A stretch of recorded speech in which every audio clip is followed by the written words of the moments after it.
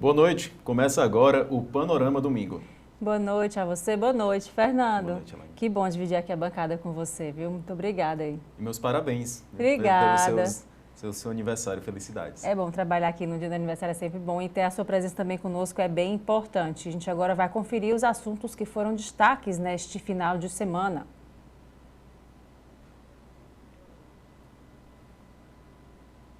Fortaleza não registrou mortes por Covid-19 nos últimos 7 dias. Foi o que informou o boletim epidemiológico divulgado na última sexta-feira pela Secretaria Municipal da Saúde. Com isso, a média móvel de óbitos tendeu a 0. Outra boa notícia é que o baixo número de novos casos diários se estabeleceu e a média móvel estimada caiu pela metade em 2 semanas. Passou de 19,3 casos para 9,0. De acordo com o prefeito José Sarto, a redução tem clara relação com o avanço da vacinação da população.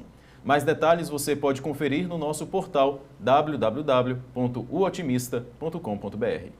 Quase 5 milhões de cearenses já tomaram as 2 doses da vacina contra a Covid-19. O secretário da Saúde do Estado, Marcos Antônio Gadelha, falou sobre a importância de toda a população completar o esquema vacinal.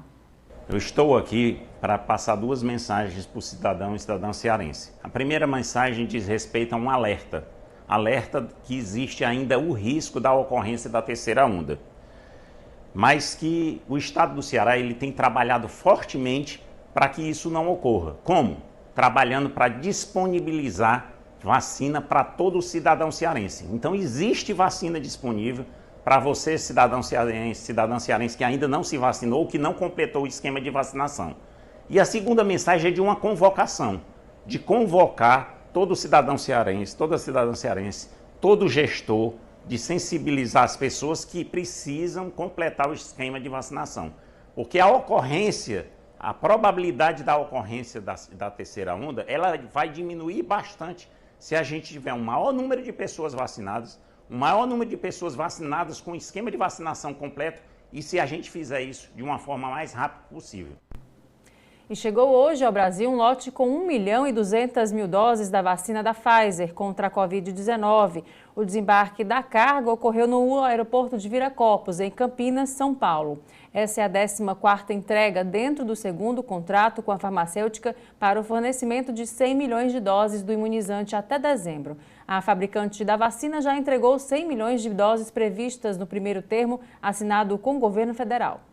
Desde o início da vacinação contra o coronavírus no Brasil, foram distribuídas mais de 344 milhões de doses de vacinas contra a Covid-19, sendo que 121 milhões foram fabricadas pela Pfizer. A previsão do Ministério da Saúde é que, agora, em novembro, cheguem ao Brasil 34 milhões de doses da vacina do laboratório norte-americano. Até o momento, 122 milhões e 300 mil pessoas completaram a imunização contra a doença no Brasil, com 2 doses ou vacina de dose única.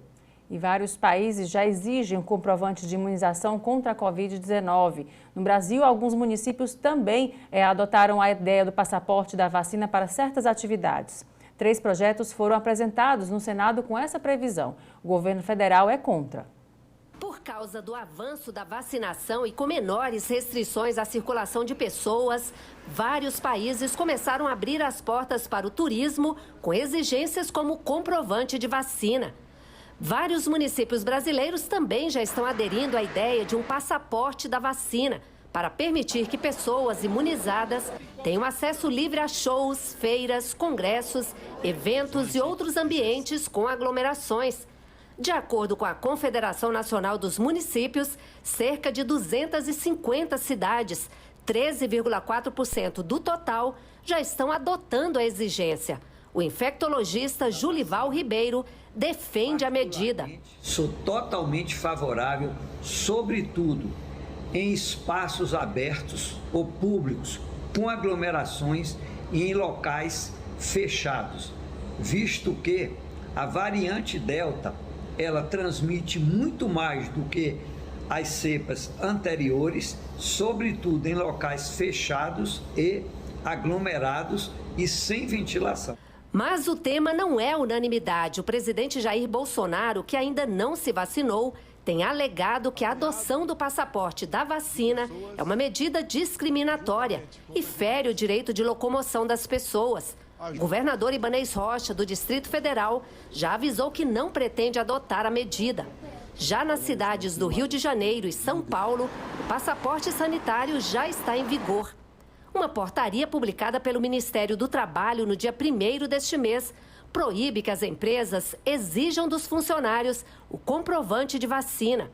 De acordo com a portaria, considera-se prática discriminatória a obrigatoriedade de certificado de vacinação em processos seletivos de admissão de trabalhadores, assim como a demissão por justa causa em razão da não apresentação do certificado de vacinação.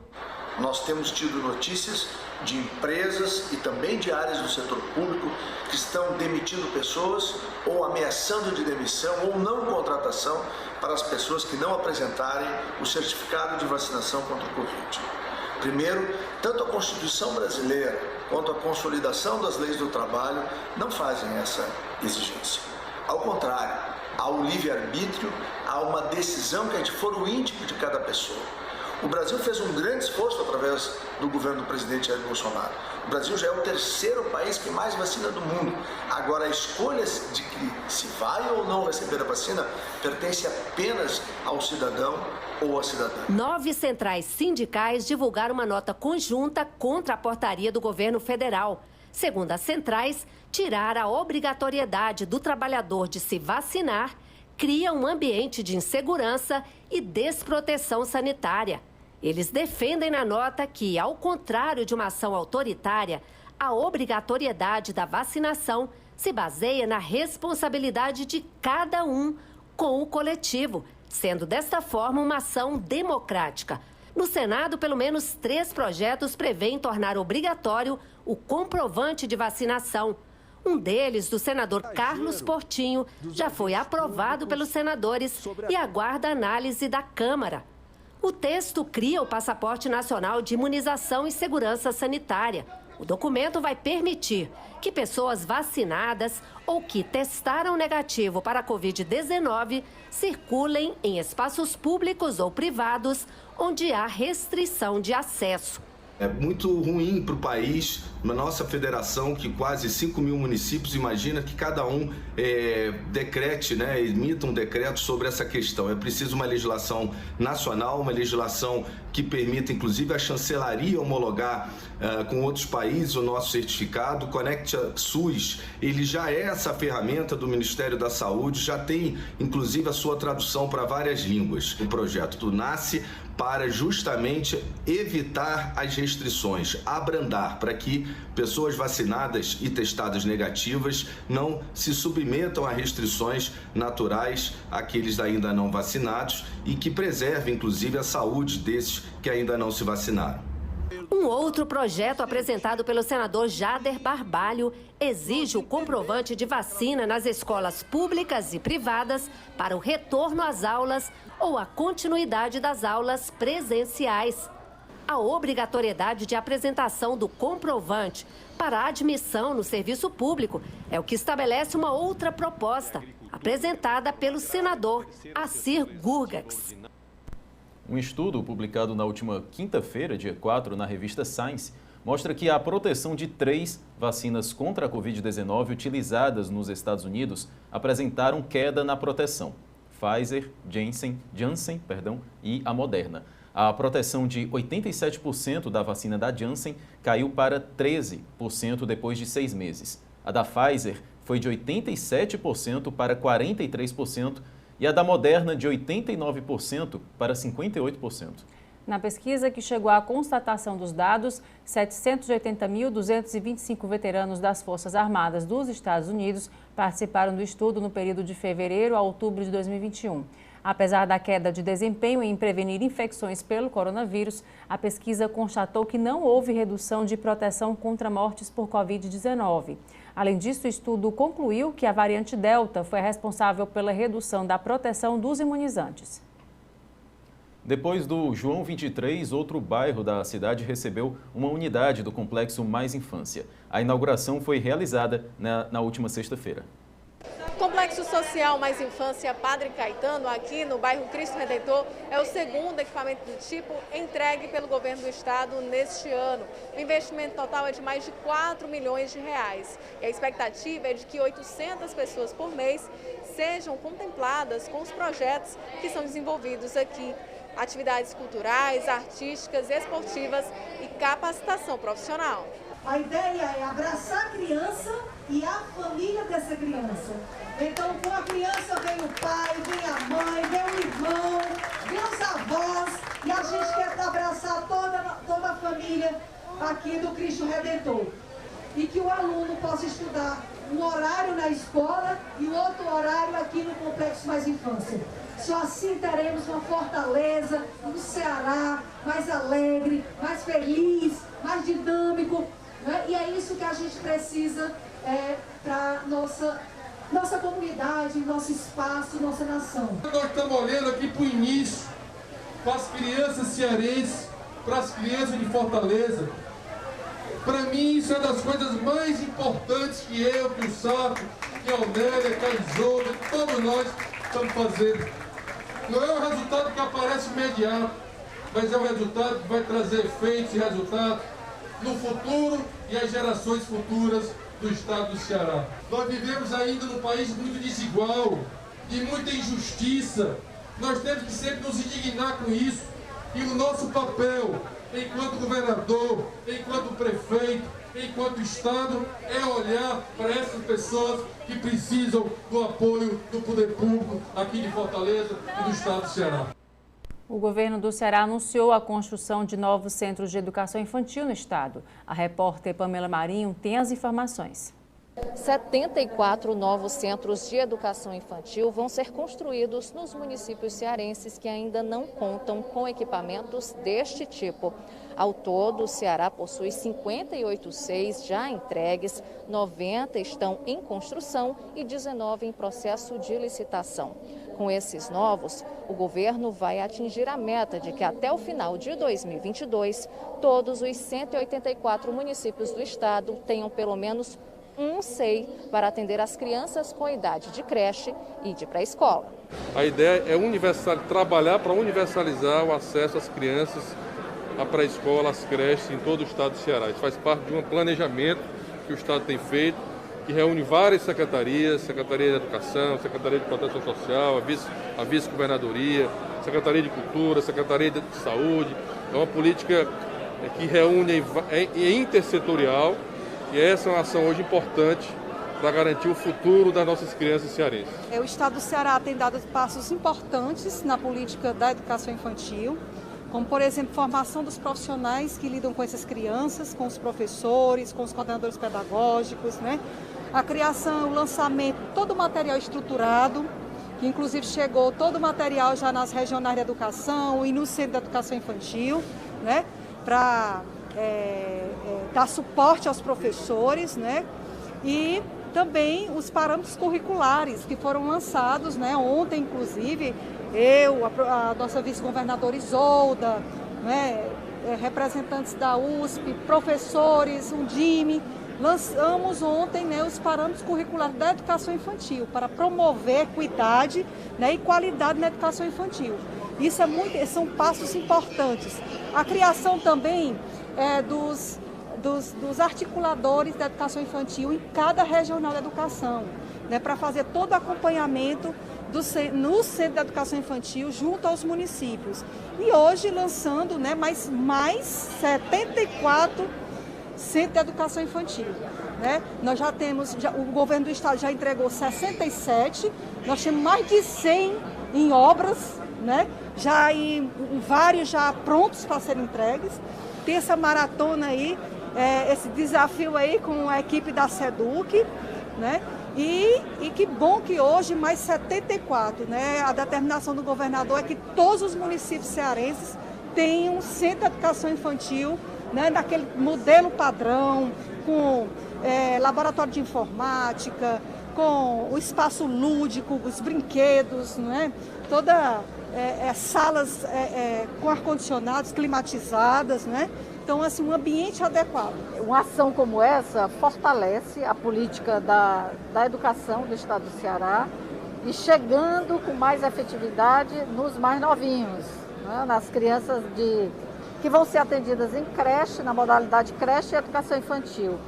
E nós sabemos, né, cada vez mais, né, não porque nós achamos simplesmente o nosso sentimento da Odélia, né, da Eliana, da doutora Socorro, não. As pesquisas, robustas pesquisas das maiores universidades do mundo mostram cada vez mais a importância, a força que os primeiros anos têm na determinação do que acontece na sequência da vida da pessoa. Então, a pessoa lá adulta, ela tem inscrições no mundo mental dela que aconteceram nos primeiros anos. Quando isso está bem, né, quando a criancinha tem o suficiente estímulo, acolhimento, os bons cuidados, a segurança necessária, e isso acontece a favor dela. Sendo a favor dela, é a favor também da família dela, da sociedade como um todo. Então, eu acho que trata-se aqui do governo do Estado, governador Camilo, o programa Mais Infância Ceará, que articula as setoriais que têm responsabilidade nisso, Secretaria da Educação, SPS e outras. O governo olha e se compromete com o presente e também com aquilo que se projeta para o futuro. O pré-candidato à presidência da República pelo PSDB, João Dória, esteve na última sexta-feira aqui no Ceará. Ele participou de um encontro do partido aqui na capital. João Dória tem viajado por todo o Brasil devido às prévias do PSDB. O partido escolherá o candidato à presidência ainda neste mês de novembro. Esta já é a quinta vez que o governador de São Paulo vem à região Nordeste. Aqui em Fortaleza, ele foi recebido por lideranças tucanas, como o deputado federal Danilo Forte. Governador Dória, o senhor é muito bem-vindo. O Estado do Ceará é um Estado democrático. O Estado do Ceará não tem dono. O PSDB não pode viver dentro de uma redoma, esquecido, isolado do mundo. O PSDB precisa de ter vida. Se os outros candidatos aqui vierem, terão também a liberdade e o nosso compromisso de participação no debate, para discutir as ideias, discutir as propostas do partido. Durante a entrevista coletiva, João Dória falou dos esforços pela vacinação no Brasil. Ressaltou os trabalhos do Instituto Butantan no desenvolvimento de vacinas e apresentou propostas políticas para o país. Fazer o que estamos fazendo em São Paulo, em todo o Brasil. Escolas de tempo integral em todo o Brasil. E é dever, é obrigação, deputada Fernanda Pessoa, do governo federal, destinar recursos aos estados para que eles, com estes recursos, possam implementar escolas de tempo integral. Segundo ponto, saúde. São Paulo trouxe a vacina, tivemos que, infelizmente, lutar para ter a vacina, quando deveríamos exaltar para ter a vacina, mas graças ao esforço do Instituto Butantan, trouxemos 100 milhões e 15 milhões, 100 milhões e 15 de vacinas para o braço dos brasileiros. Começamos a vacinar o governador Lúcio Alcântara no dia 17 de janeiro, quando o governo federal dizia que só iniciaria a vacinação em abril. Isso é priorizar a saúde. Faça a lição de casa, reduza o tamanho do Estado e ofereça programas sólidos e robustos para atender os mais pobres. São Paulo fez a Bolsa do Povo, R$ 535, governador Lúcio Alcântara. Não foram 500, R$ 535, nem 400, mas com a contrapartida de trabalho. Educação, saúde, emprego, proteção social e segurança pública. 5 pontos vitais, entre outros, evidentemente, para uma mudança do país e colocar o Brasil dentro de um ritmo de desenvolvimento econômico, mas de proteção social. E aí faço a menção a vocês, para concluir, que eu sou um democrata liberal social.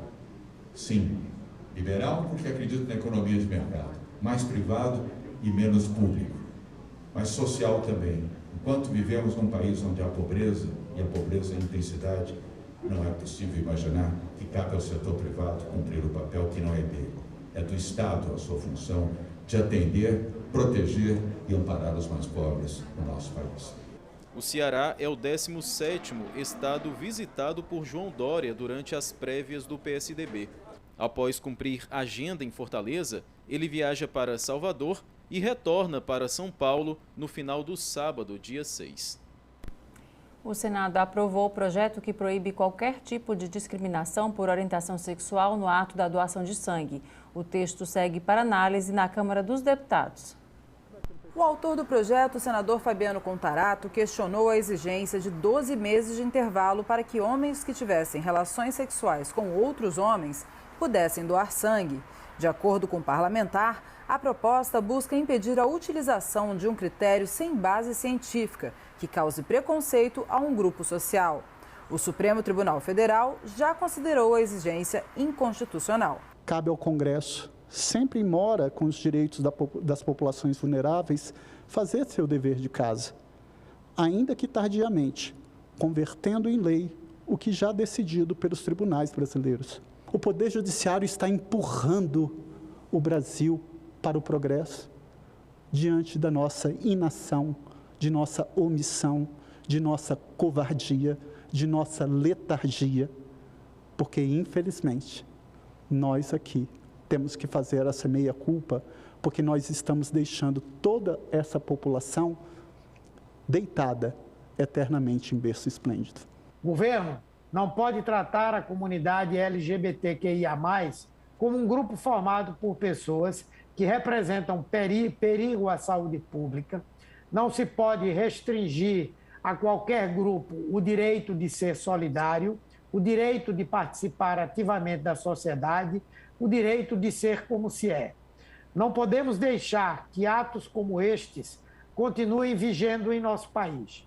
É inconcebível imaginar que agentes governamentais determinem que cidadãos brasileiros, por si só, representem um grupo de risco sem sequer debruçar por questões verdadeiramente relevantes que possam impedir a doação de sangue.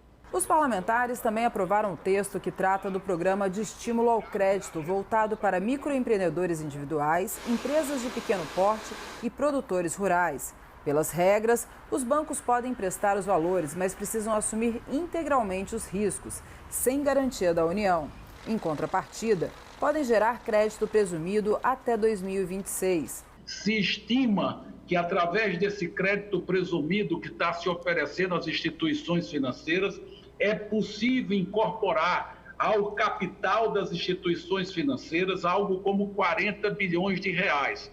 Na proporção da alavancagem do setor financeiro nacional, que para cada real de capital existe uma alavancagem de 10 vezes, ou seja, os bancos podem emprestar 10 vezes o seu capital, nós estamos abrindo a possibilidade de uma expansão do crédito de 400 bilhões de reais. E qual é a novidade? A novidade é que a lei está orientando para que esse crédito adicional, que vai ser verificado com o aproveitamento desse crédito presumido, ele será todo orientado para o empreendedor individual, para a micro e para a pequena empresa. As empresas que faturem até 4,8 milhões de reais. E as condições de prazo, carência, juros serão definidas através do Conselho Monetário Nacional. O Sistema Nacional de Educação vai ser votado dia 11 de novembro, pela Comissão de Educação e Cultura. Pelo projeto, a gestão e execução das políticas educacionais podem ser aplicadas igualmente em todas as regiões do país, através de um regime de cooperação entre União, estados e municípios. O projeto, de autoria do senador Flávio Arnes, foi apresentado em 2019 e cria um regime de cooperação entre União, estados e municípios para que a gestão e execução das políticas educacionais sejam aplicadas igualmente em todas as regiões do país. Essa colaboração já está prevista na Constituição, mas nunca foi regulamentada. A constituição de uma instância definidora de estratégias, de políticas, com a participação, metas pactuadas entre os 3 entes federativos, como já acontece na saúde, com o SUS, Sistema Único de Saúde, na assistência, o SUAS, até na segurança pública, tem o SUSP, que é o Sistema Único de Segurança Pública. E na educação, isso faltou. A proposta entrou na pauta de votação da comissão após várias audiências públicas e debates sobre o tema. Segundo especialistas do setor, a pouca cooperação entre os entes federados é um dos motivos da ineficiência e das falhas nas políticas educacionais. A pandemia deixou escancarada a necessidade de um Sistema Nacional de Educação. Se a gente tivesse tido um Sistema Nacional de Educação, possivelmente a gente teria tido uma coordenação nacional mais robusta para a resposta à pandemia. Infelizmente não tivemos, em termos de suporte técnico, em termos de narrativa, em termos de recurso. A bem da verdade, estados e municípios estão respondendo de uma forma muito heterogênea à pandemia. E infelizmente a gente tem lugares que estão com o pacote completo e temos redes que ainda estão se planejando. E eu creio que isso significa dizer quais são os insumos que não podem deixar de constar do Sistema Nacional de Educação, ou seja, o acesso a computador e o acesso a copiador e impressora é desigual nas escolas públicas e privadas brasileiras. A sala de biblioteca e a sala de leitura, laboratório de ciências é extremamente desigual a distribuição, laboratório de informática. Para o governo, a implantação do Sistema Nacional de Educação é complexa. Não podemos dizer que nós não temos, de alguma forma, um sistema colocado, um sistema real, que foi evoluindo e que tem, portanto, muita sabedoria, porque foi amadurecendo com muito tempo. Então, uma ruptura com esse sistema atual pode não ajudar o sistema a se consolidar, porque o Sistema, talvez, Nacional de Educação, ele seja mais complexo em termos de articulação do que a sua comparação com o Sistema Nacional de Saúde. Além das audiências públicas e debates temáticos, o relator da proposta, senador Dário Berger, fez mais de 50 reuniões com entidades e especialistas da área da educação. Em seu relatório, o senador incluiu a Comissão Intergestores Tripartite da Educação em âmbito nacional e as comissões bipartites de educação no âmbito dos estados. O objetivo é integrar as políticas públicas educacionais, criando padrões e metas que serão elaboradas e cumpridas em regime de colaboração. Outro fator extremamente importante e relevante foi a inclusão do custo aluno-qualidade, que prevê insumos básicos de infraestrutura, gestão escolar e valorização dos profissionais da educação. Esse valor será definido pelas comissões e padronizará os recursos gastos por estudantes em todas as cidades brasileiras. É um direcionamento nacional para as ações da educação, visando, sobretudo, a qualidade do ensino no Brasil, porque deixa muito a desejar. Nós esperamos aprovar na Comissão de Educação no dia 11 de novembro e, em seguida, levarmos para ser aprovada no plenário do Senado. E falamos agora de Natal. O Papai Noel já chegou ao Shopping Iguatemi Fortaleza. O Bom Velhinho pousou de helicóptero no fim da tarde de hoje e seguiu em carreata pela cidade. Ravi Porto está lá agora no Shopping Iguatemi. Boa noite, Ravi. Como é que está a movimentação por aí? É isso, Elaine. Boa noite. Todo mundo na expectativa pelo Papai Noel. A gente chegou aqui no finalzinho da tarde, ali umas 4h30, 5 horas, e já estava uma multidão, muita gente esperando, crianças se juntando ali com toda aquela ansiedade. Adultos também, teve até uma moça aqui que acabou se emocionando. A gente vai trazer no nosso VT, que vai passar ao longo da nossa programação amanhã. O Bom Velhinho Papai Noel passou aqui de helicóptero depois de toda a expectativa, acenou para todo mundo, foi aquela festa, e essa programação hoje marca exatamente a chegada do Papai Noel aqui, que vai estar diariamente no Shopping Iguatemi, das 10 da manhã até as 10 da noite, todos os dias, recebendo as pessoas. A gente está na expectativa, porque o Papai Noel saiu de helicóptero, acabou, tá vindo para cá agora no caminhão, aquele caminhão transparente, acaba ficando exposto para todo mundo, de fato, receber o Papai Noel aqui no Shopping Iguatemi. Agora, quem vai explicar melhor toda essa ação para a gente é o superintendente do Iguatemi, o Wellington Oliveira. Boa noite, Wellington, tudo bem? Boa noite a todos do TV Otimista. A gente está vendo toda essa expectativa para a chegada do Papai Noel, uma festa grandiosa e muito bonita, acho que do jeito do bom velhinho que as pessoas merecem, né?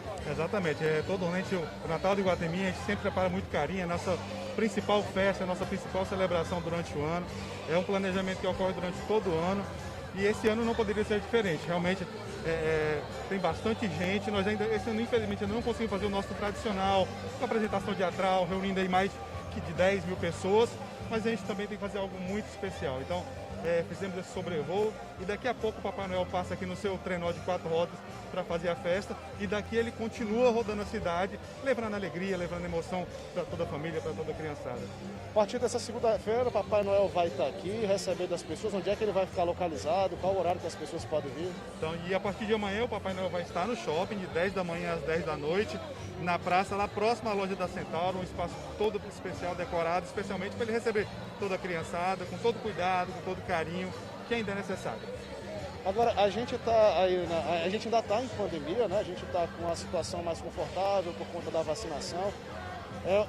Digamos assim, é uma data muito importante até para essa retomada da economia, né? Para que a gente possa reaquecer essa economia nesse momento de transição. O Natal tem esse papel, de fato? O Natal tem esse papel, né? Nós estamos, como você disse, nós estamos ainda saindo de uma pandemia, vamos continuar nesse processo.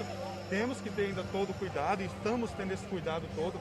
Nossa decoração, nossa campanha, ela continua sendo pensada na saúde do cliente, principalmente. E o Natal é essa data especial, né? E contamos que essa vai ser mais especial ainda.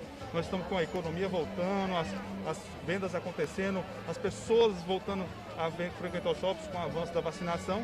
E nossa expectativa é realmente que o Natal seja um Natal muito especial para todos nós.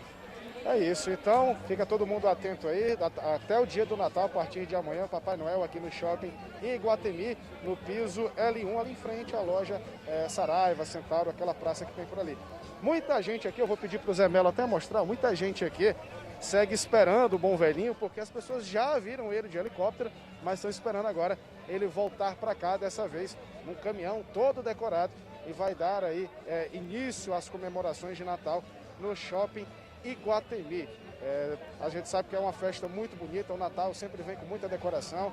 Aqui no Shopping Iguatemi, por exemplo, a árvore está belíssima, a gente vai ver tudo isso sendo apresentado e quem vier visitar Papai Noel vai poder desfrutar também da decoração e desse clima natalino que é tão gostoso para todos nós. Pelo menos eu adoro, é a data comemorativa que eu mais gosto. É isso, voltamos aos estúdios.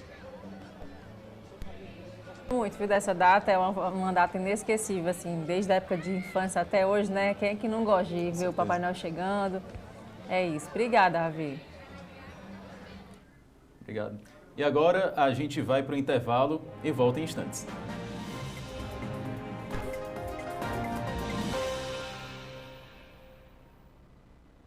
BS Par apresenta um novo conceito de morar. Bem-vindo ao BS Flower, projetado pelos mesmos arquitetos do BS Design, um empreendimento de soluções eficientes. Com apartamentos que se adequam ao seu estilo, o BS Flower tem áreas comuns que trazem um novo jeito de viver o que a vida tem de melhor, valorizando a beleza e o conforto. Ao lado da Praça das Flores, na Aldeota. Venha para o BS Flower, um empreendimento BS Par Incorporações. O desafio da sua empresa é atrair mais clientes, melhorar a presença digital e o movimento na empresa física. Mas você não sabe como fazer isso? Então conte com o Sebrae. Descubra os segredos das principais redes online e saiba como aumentar o seu tráfego de clientes. Use o cupom Sebrae 100 e ganhe 100% de desconto em soluções exclusivas para o seu negócio. Mas atenção, as vagas são limitadas. Acesse voltaporcimasebrae.com.br e inscreva-se já. Dê a volta por cima com o Sebrae.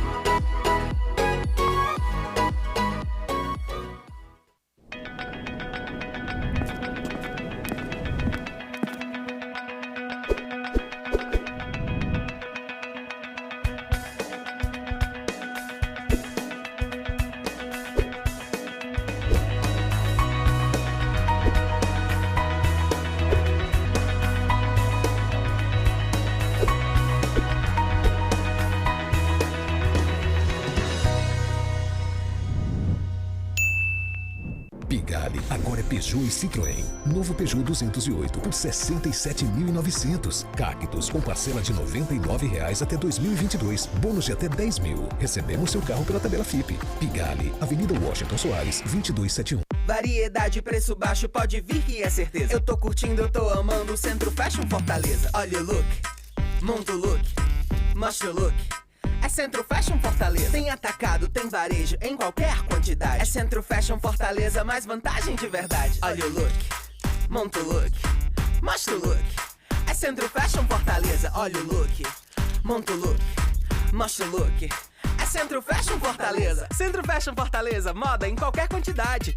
Bom mesmo é estar em um lugar que nos recebe com todo carinho, cuidado e atenção. Nesse lugar repleto de bem-querer, só faltava mesmo em São Luís. Novo São Luís Eusébio. Chegou quem você tanto esperava.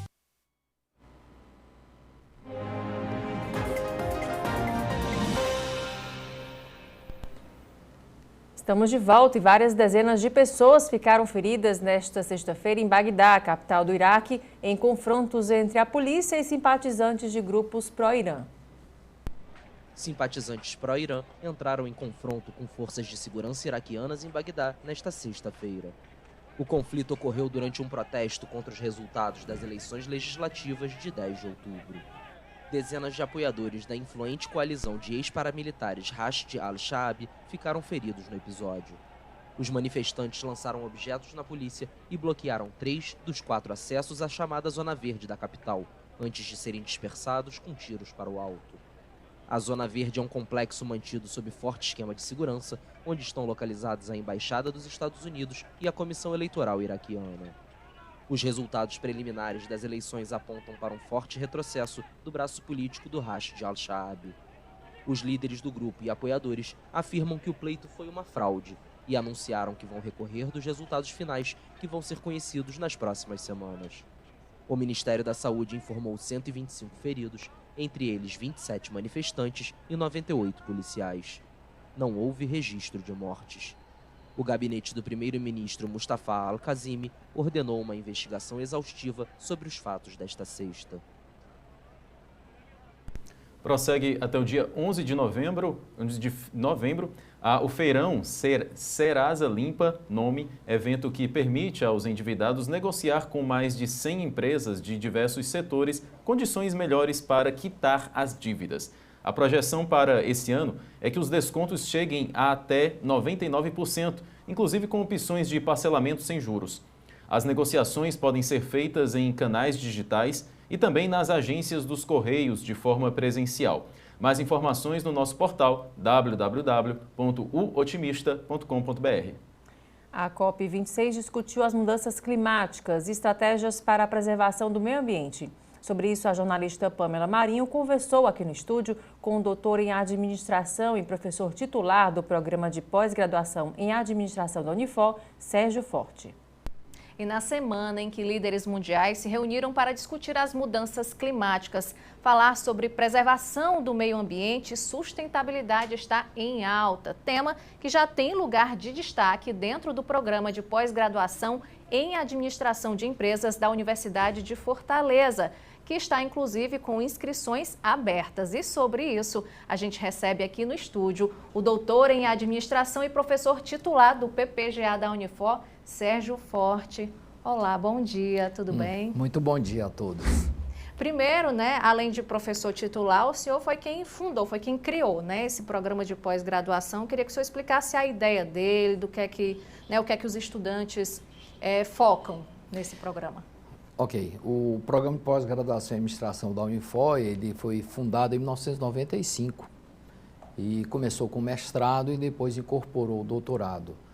É um programa que vem passando por evoluções e ele hoje ele é focado em sustentabilidade, processos de estratégia e sustentabilidade do governo, dos setores, das empresas. Nós dividimos lá em 3 linhas de pesquisa, uma é mais em estratégia e competitividade, outra é operações de mercado e outra é organizações e sociedade. Mas os alunos estudam com foco na sustentabilidade. Esse é o papel principal e a nossa missão.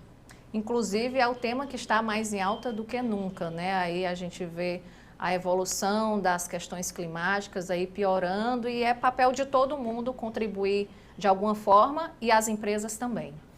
Isso, está havendo uma evolução, uma conscientização, no nosso entender, tanto empresários quanto o governo, a sociedade vem implicando isso, demandando isso no nível internacional e nacional.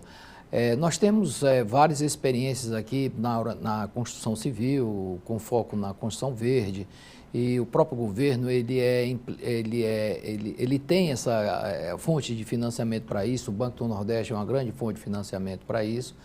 Então, os nossos alunos, eles além de se preocupar com questões teóricas sobre a sustentabilidade, a estratégia, eles também focam em aspectos regionais aqui, que o nosso foco também é a gente estudar como é que está a nossa situação no Brasil e na região e no nosso Ceará. As pequenas empresas, elas também já se preocupam com isso, porque as grandes já têm esse olhar voltado para a sustentabilidade há um bom tempo, até pelo tamanho, elas têm mais facilidade de lidar com isso, mas as pequenas também já seguem nesse rumo, nessa direção?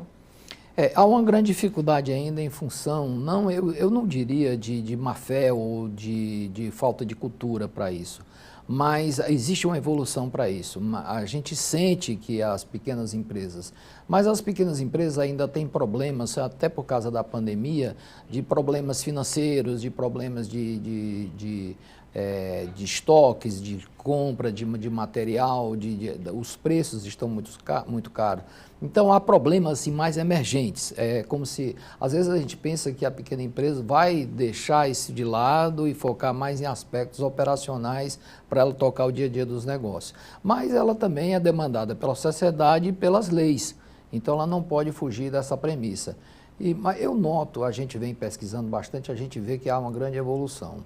E o empresário vai se conscientizando cada vez mais. Até porque, se eles não fizerem isso, eles vão estar fora do jogo. Porque se um cliente perceber que um empresário, uma empresa, seja micro e pequena empresa, polui ou não trata bem a sociedade, os seus funcionários, ou qualquer tipo de irresponsabilidade social e ou ambiental, o que pode acontecer é que a cadeia toda pode quebrar. Ele fornece para a empresa, então, às vezes um consumidor lá de outra região ou de outro país percebe que a empresa daqui, fornecedora, não está no jogo correto da sustentabilidade, e aí se eu não vou mais comprar esse produto, aí sai quebrando a cadeia. Então, é um risco altíssimo não entrar na sustentabilidade. Se você não entra, entre pelo menos por business, porque se você não entrar por consciência, entre por business, porque se você pode estar fora do jogo.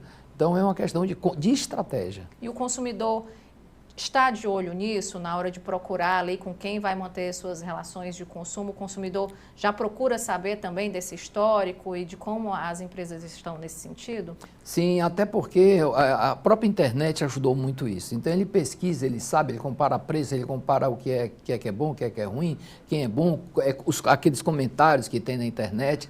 Então o consumidor vem evoluindo, o mundo vem ficando muito mais exigente. E qual é a importância de ter um profissional capacitado, que tenha estudado isso, por exemplo, em programas como o da Unifor, para atuarem dentro dessas empresas e começarem a fazer essa diferença?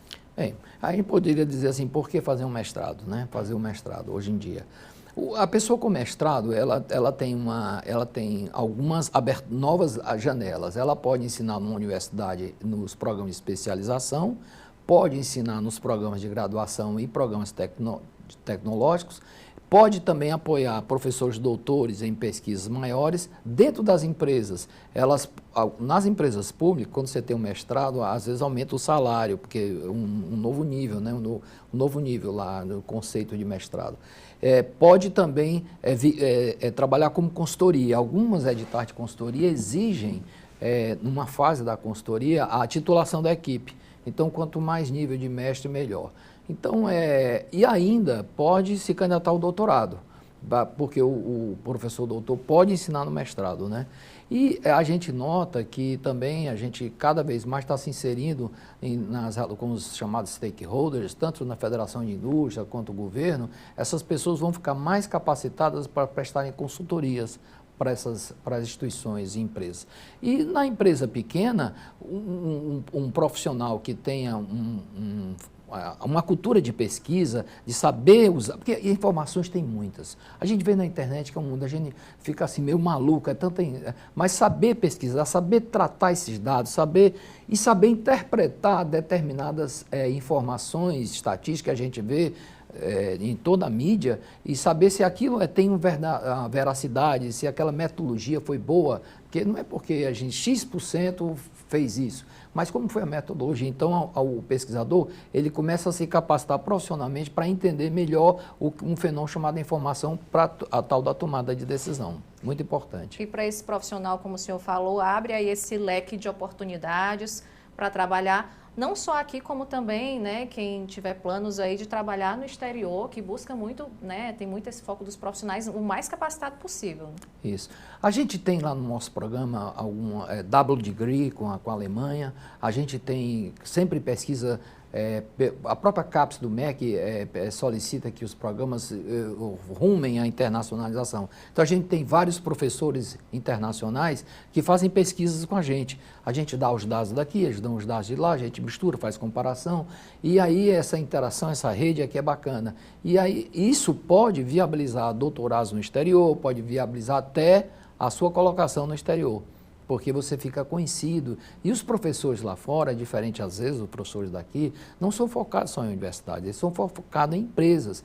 Eles não ganham só o salário da universidade, eles ganham o salário realmente de vários serviços que eles prestam à comunidade. E a rede vai ajudando nesse processo. Nós temos muitas instituições parceiras e internacionais, a Unifor, ela realmente o exemplo de universidade particular no Brasil, foi eleita aí a mais importante, a melhor universidade particular do Brasil. Nós temos programas de mestrado e doutorado já maduros e uma casa de 200 doutores bem capacitados. Nós estamos de braços abertos para receber os alunos. E é muito dentro desses centros de pesquisa que surgem as inovações, né, que vão parar no mercado de trabalho e ali para o consumidor final. Essas pesquisas não é muito ali só para o nível acadêmico, realmente elas têm um resultado final que todo mundo se beneficia disso, né? Inclusive a universidade está passando por um processo, está com tem uma nova vice-reitora, né, a professora Clara, tem o nosso vice-reitor de pesquisa, o professor Milton, e nós estamos, inclusive, nos conhecendo internamente, que às vezes a pessoa da administração precisa de alguém da tecnologia, que precisa de alguém da saúde, precisa de alguém da psicologia, então não são mais castelos, são mundos que se interagem. E isso a gente quer em prol de um resultado. O que mais se quer na pesquisa hoje não é entender um fenômeno, mas é entender para poder saber aplicar com inovações. A meta é inovação e melhorar a nossa sociedade. Ok, então, professor, muito obrigada, tá, pela sua participação aqui com a gente, pelo seu tempo, a sua disponibilidade e até uma próxima oportunidade. Certo, e quem quiser se inscrever, por favor, consulte o nosso site, unifor.br, lá da Unifor, e você tem lá o nosso programa de mestrado e doutorado em administração à disposição, que nós já temos desde 1995. Somos conceituados nacionalmente. Bia Fiuza, gerente executiva da Somos Um, esteve aqui na TV Otimista e falou sobre um evento de negócios e impacto social, além de como as empresas podem atuar com ações de impacto social. Vamos conferir. Bia, começa agradecendo a sua presença aqui conosco, né, sempre de forma muito respeitosa, né, com todos os protocolos aqui, respeitando de fato desse período de pandemia tão delicado, né, Bia? Muito obrigada pela sua presença, por estar aqui conosco hoje. Fala um pouquinho sobre o que seria impacto social de fato, né? Olha, a gente tem trabalhado na Somos Um com o conceito de impacto dentro dos negócios, né? Como é que a gente pode olhar para o impacto que é gerado, colocando no centro do modelo de negócios mesmo, né? A gente tem trabalhado, feito programas de formação empreendedora para olhar para esse começo da jornada mesmo, já pensando no modelo de negócio de impacto, um negócio que coloca a sustentabilidade financeira e a busca de lucro no mesmo peso e medida da busca de impacto, né? E estabelece um problema social ou ambiental no centro e busca resolvê-lo, né? E com esse evento a gente vai trazer informações sobre esse conceito e entender como é que ele pode ser aplicado não só no início de jornada, nas empresas que estão nascendo agora já pensando assim, mas também para os negócios tradicionais, né? Como é que isso pode ser gradativamente pensado, inserido dentro das estratégias. Bia, a gente muito tem se falado sobre responsabilidade social, sobre a questão de sustentabilidade, por outra contrapartida, as empresas um pouco meio que tentando entender, né, como colocar isso dentro da empresa, como ser de fato rentável, né, ter aquele retorno mesmo. Isso. E vocês conseguem, né, identificar essas potencialidades, esse retorno que existe. Sim. E como é que tem sido, digamos assim, como é que os empresários têm recebido isso? Olha, o impacto que a gente gera por meio dos negócios, ele pode ser percebido de diversas maneiras. Existe um espaço cada vez maior sendo dado, por exemplo, aos conceitos ESG, né, que é do ambiental, social e governança. Como que as empresas estão trabalhando essas três áreas, essas três dimensões dentro do seu negócio. Inclusive, há defesas de que essa sigla se estenda a 4 letras, também incluindo a questão financeira, ESGF, né? Financeira econômica, porque ela é relevante, obviamente, ela é muito importante dentro da estratégia toda, né? Eu sinto que existe uma vontade de entender cada vez mais sobre como fazer isso na prática, como que o que a gente está pensando, né, desses processos e estratégias no que diz respeito às questões sociais, ambientais, de governança, podem não encarecer o negócio, mas contribuir para que o negócio cresça.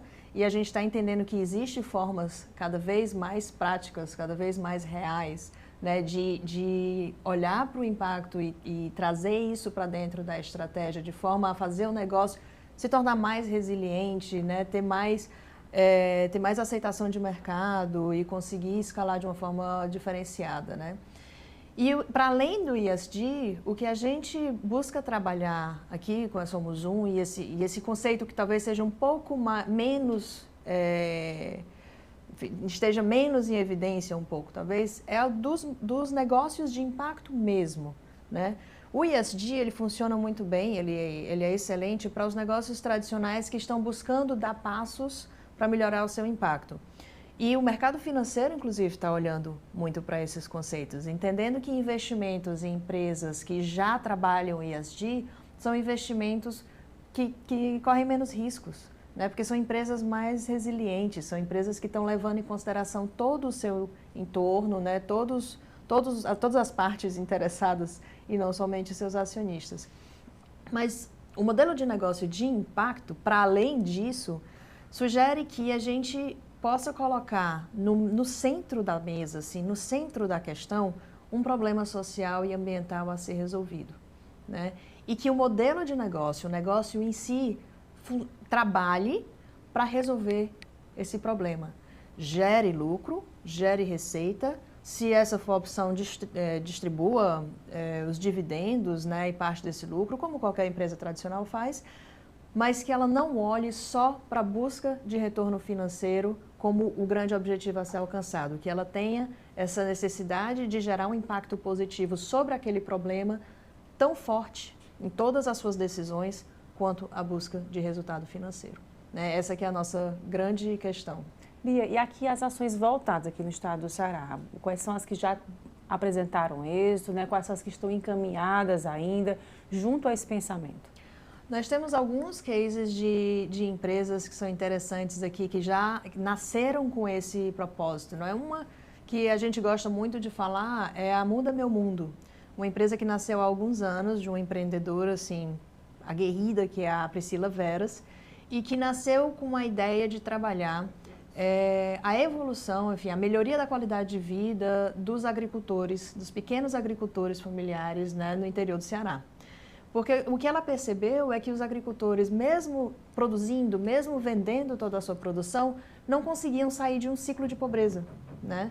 E ela entendeu que isso acontecia porque o valor de venda do produto desses agricultores era muito baixo. Existia uma quantidade muito grande de intermediários até que aquele alimento chegasse na mesa do consumidor final. E ela entendeu esse problema, colocou o problema no centro da mesa e foi buscar estratégias de negócio para resolver isso. E tentou algumas estratégias diferentes até chegar onde ela está hoje, que foi desenvolver uma solução tecnológica para encurtar esse caminho entre o agricultor e o supermercado, as grandes redes varejistas que levam até o cliente final. E hoje ela está nos grandes supermercados do Ceará, no São Luís, no Pão de Açúcar, e está também já em São Paulo, inclusive mudou para São Paulo há 2 semanas para poder ampliar o mercado lá. E com isso ela consegue que um alimento de muita qualidade, orgânico, chegue no consumidor por um preço acessível e que permita que uma parcela maior do valor do alimento fique com o produtor, que está melhorando de vida, mudando de vida, ampliando sua produção ainda mais e fazendo isso acontecer. E por meio dessa tecnologia, os supermercados e o cliente final têm acesso a ver como que aquele produto foi produzido, onde, por quem e todas as outras informações. Esse é um exemplo de um negócio de impacto que cresce. Hoje ela já está recebendo investimento de fundos de investimento, foi acelerada por organizações, né, que a ajudaram a escalar o negócio. É um negócio que está crescendo, que está trazendo retorno para os acionistas e que está impactando a sociedade de uma forma muito concreta. Bia, e você tem notado, assim, nesse evento também vão ter espaços reservados para discussão, junto com a academia também, né? Isso. Você vê a importância com relação à questão de se formar profissionais com esse olhar diferenciado, né? Que a gente ainda da universidade já passe a olhar dessa forma. Existe esse trabalho que vocês, essa preocupação? Sim. Então, a Somos Um, que é a organização, né, que está realizando o evento, a gente trabalha desenvolvendo alguns programas, né? O evento está dentro de um programa de produção de conhecimento e disseminação. A gente também tem um programa muito focado nos empreendedores, né? Na formação empreendedora e da aceleração de negócios no início da jornada. E também um braço olhando para as empresas mais tradicionais, né? No sentido de fazer consultoria. Mas em todas as nossas ações, a gente entende que não é possível a gente buscar a solução para problemas complexos se a gente não conecta os setores diferentes. E aí a gente está falando de sociedade civil, de governo, de academia e de empresas, enfim, de todos, né, que estão dentro da nossa sociedade. A academia é muito importante para a gente pensar qualquer processo, né, para a construção de um ecossistema, como a gente chama, um ecossistema de negócios de impacto. A academia é uma parte muito importante disso. E a gente tem trabalhado junto das universidades também para desenvolver disciplinas de negócios de impacto e empreendedorismo social dentro dos cursos de pós-graduação, cursos livres e de extensão. E quem sabe, daqui a pouco a gente consegue inserir isso também dentro da graduação, porque é um tema contemporâneo e muito importante para a formação dos jovens, né? E dentro do evento, no primeiro dia do evento, a gente vai trazer uma programação para satisfazer um público bem misto, né?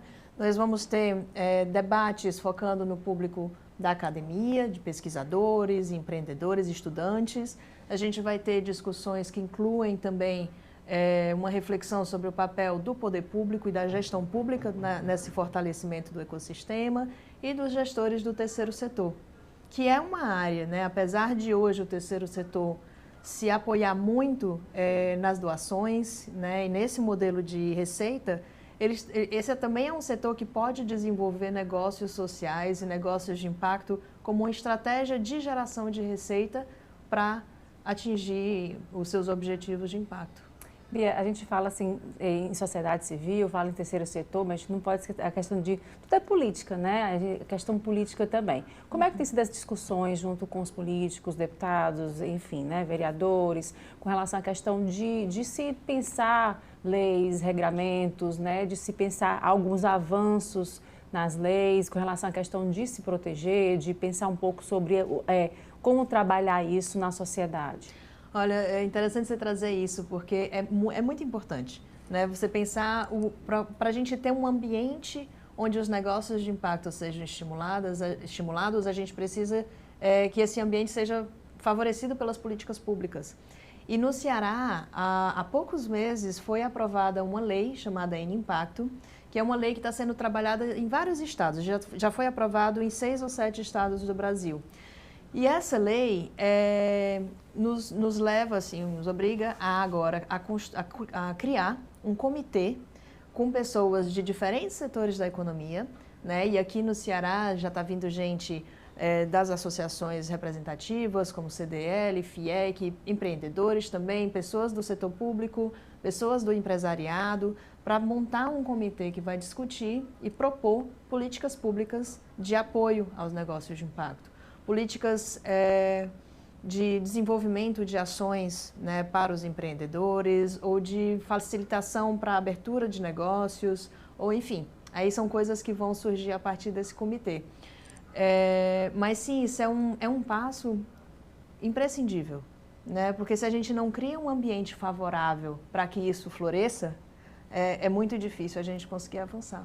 Com relação ao evento que vocês vão realizar, dá os passos aí, o caminho para a gente participar. Olha, o evento Conexões de Impacto vai acontecer nos dias 9 e 10 de novembro, à tarde, de 2 às 6. A gente vai transmitir todo o evento no canal do YouTube da Somos Um. As pessoas podem acessar o nosso Instagram e o nosso site, somosumce.com.br, e o Instagram Somos Um. E lá a gente tem um acesso tanto ao canal do YouTube quanto à página mesmo do evento, onde as pessoas podem se inscrever. No primeiro dia, a gente vai ter uma programação muito rica para um público de empreendedores, academias, gestores públicos. Nós vamos receber pessoas, investidores sociais, como a Georgia Pessoa, do Instituto Humanize, e o Rodrigo Piponzi, da editora MOL, da Drogazil, empreendedores, como os empreendedores do Bom Viver e da Vivenda, a Gabi Araújo e o Lelo. Enfim, pessoas, o vice-prefeito estará conosco para falar sobre como o poder público pode também influenciar, né, esse ecossistema dos negócios de impacto. O Elcio Batista vai estar conosco e outras pessoas. E no segundo dia, a gente vai focar muito no público corporativo e de investidores, trazendo investidores, enfim, que estão fazendo trazendo um impacto muito grande no mercado financeiro no Brasil, como o Edu Mufarej. A gente vai conversar com a Marina Cansado, que é Head de ESG da XP Private Brasil. Vamos conversar com a Francine Lemos, diretora executiva do Sistema B, enfim, e muitos outros. Vão ser dias para a gente discutir cases, estratégias, o que já vem acontecendo e o que pode melhorar ainda mais para frente. Ok, obrigada, Bia, pela sua presença mais uma vez Muito aqui obrigada. conosco. Espero que a gente possa conversar mais vezes, viu? Obrigada. Obrigada. Agora a gente vai para o intervalo e volta em instantes. Não sai daí não. Até já.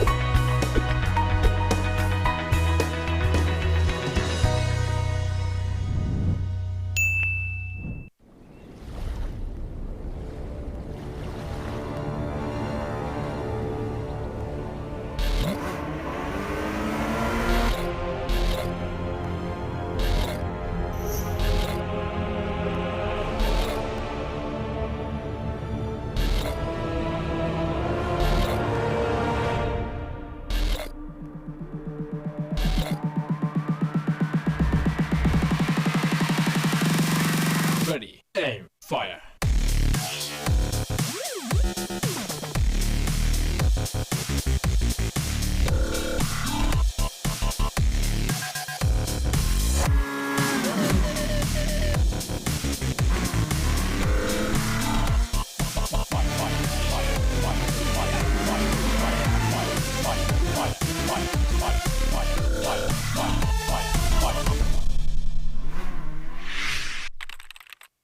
A próxima grande ideia, a próxima grande inovação que vai fazer parte da sua vida pode sair da cabeça de um jovem bem perto de você.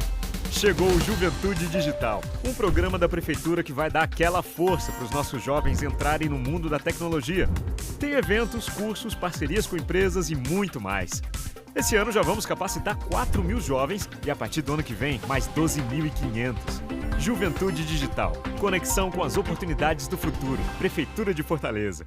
Variedade, preço baixo, pode vir que é certeza. Eu tô curtindo, eu tô amando o Centro Fashion Fortaleza. Olha o look, monta o look, mostra o look. É É Centro Fashion Fortaleza. Tem atacado, tem varejo em qualquer quantidade. É Centro Fashion Fortaleza, mais vantagem de verdade. Olha o look, monta o look, mostra o look. É Centro Fashion Fortaleza. Olha o look, monta o look, mostra o look. É Centro Fashion Fortaleza. Centro Fashion Fortaleza, moda em qualquer quantidade.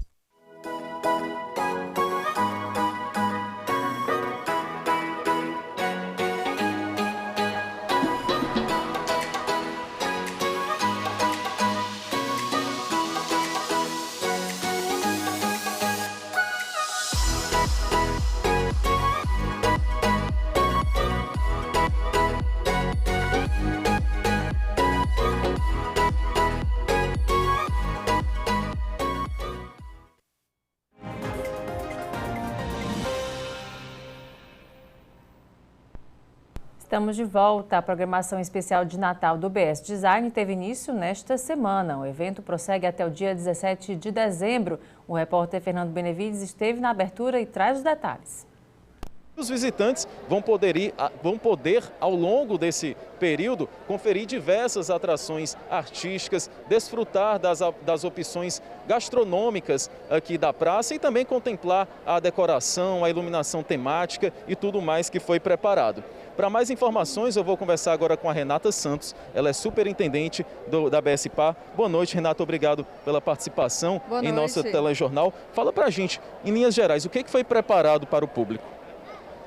A gente preparou um grande presente para a cidade, para a sociedade como um todo. Aqui, o Best Design, ele já desde o seu conceito, ele é uma gentileza urbana, ele é um empreendimento em 10 mil metros quadrados de área, sem muros, com uma praça maravilhosa, aberta ao público e que ela é muito utilizada, não só pela área dos restaurantes, de serviço, mas as pessoas vêm para cá, leem um livro. Então, a ideia de vir com uma árvore de Natal, com um tema de Natal, natalino, já é realmente para congregar as pessoas, para trazê-las mais para perto da gente, para trazer nesse convívio que o Best Design, essa praça, oferece. O fato de nós estarmos num processo de saída, de uma pandemia, motivou a vocês realizarem essa programação? Sem dúvida. A gente entregou o Best Design em maio de 2019. E desde aquele ano a gente queria fazer a festa de Natal, a comemoração de Natal, mas daí veio a pandemia. Então a gente está muito feliz que agora no final de 2021 foi possível a gente realizar esse evento tão grandioso, tão bonito e principalmente colocando as pessoas para celebrar o Natal, confraternizar de uma maneira segura, ao ar livre, e com todas as atrações que a gente vai oferecer nesse período.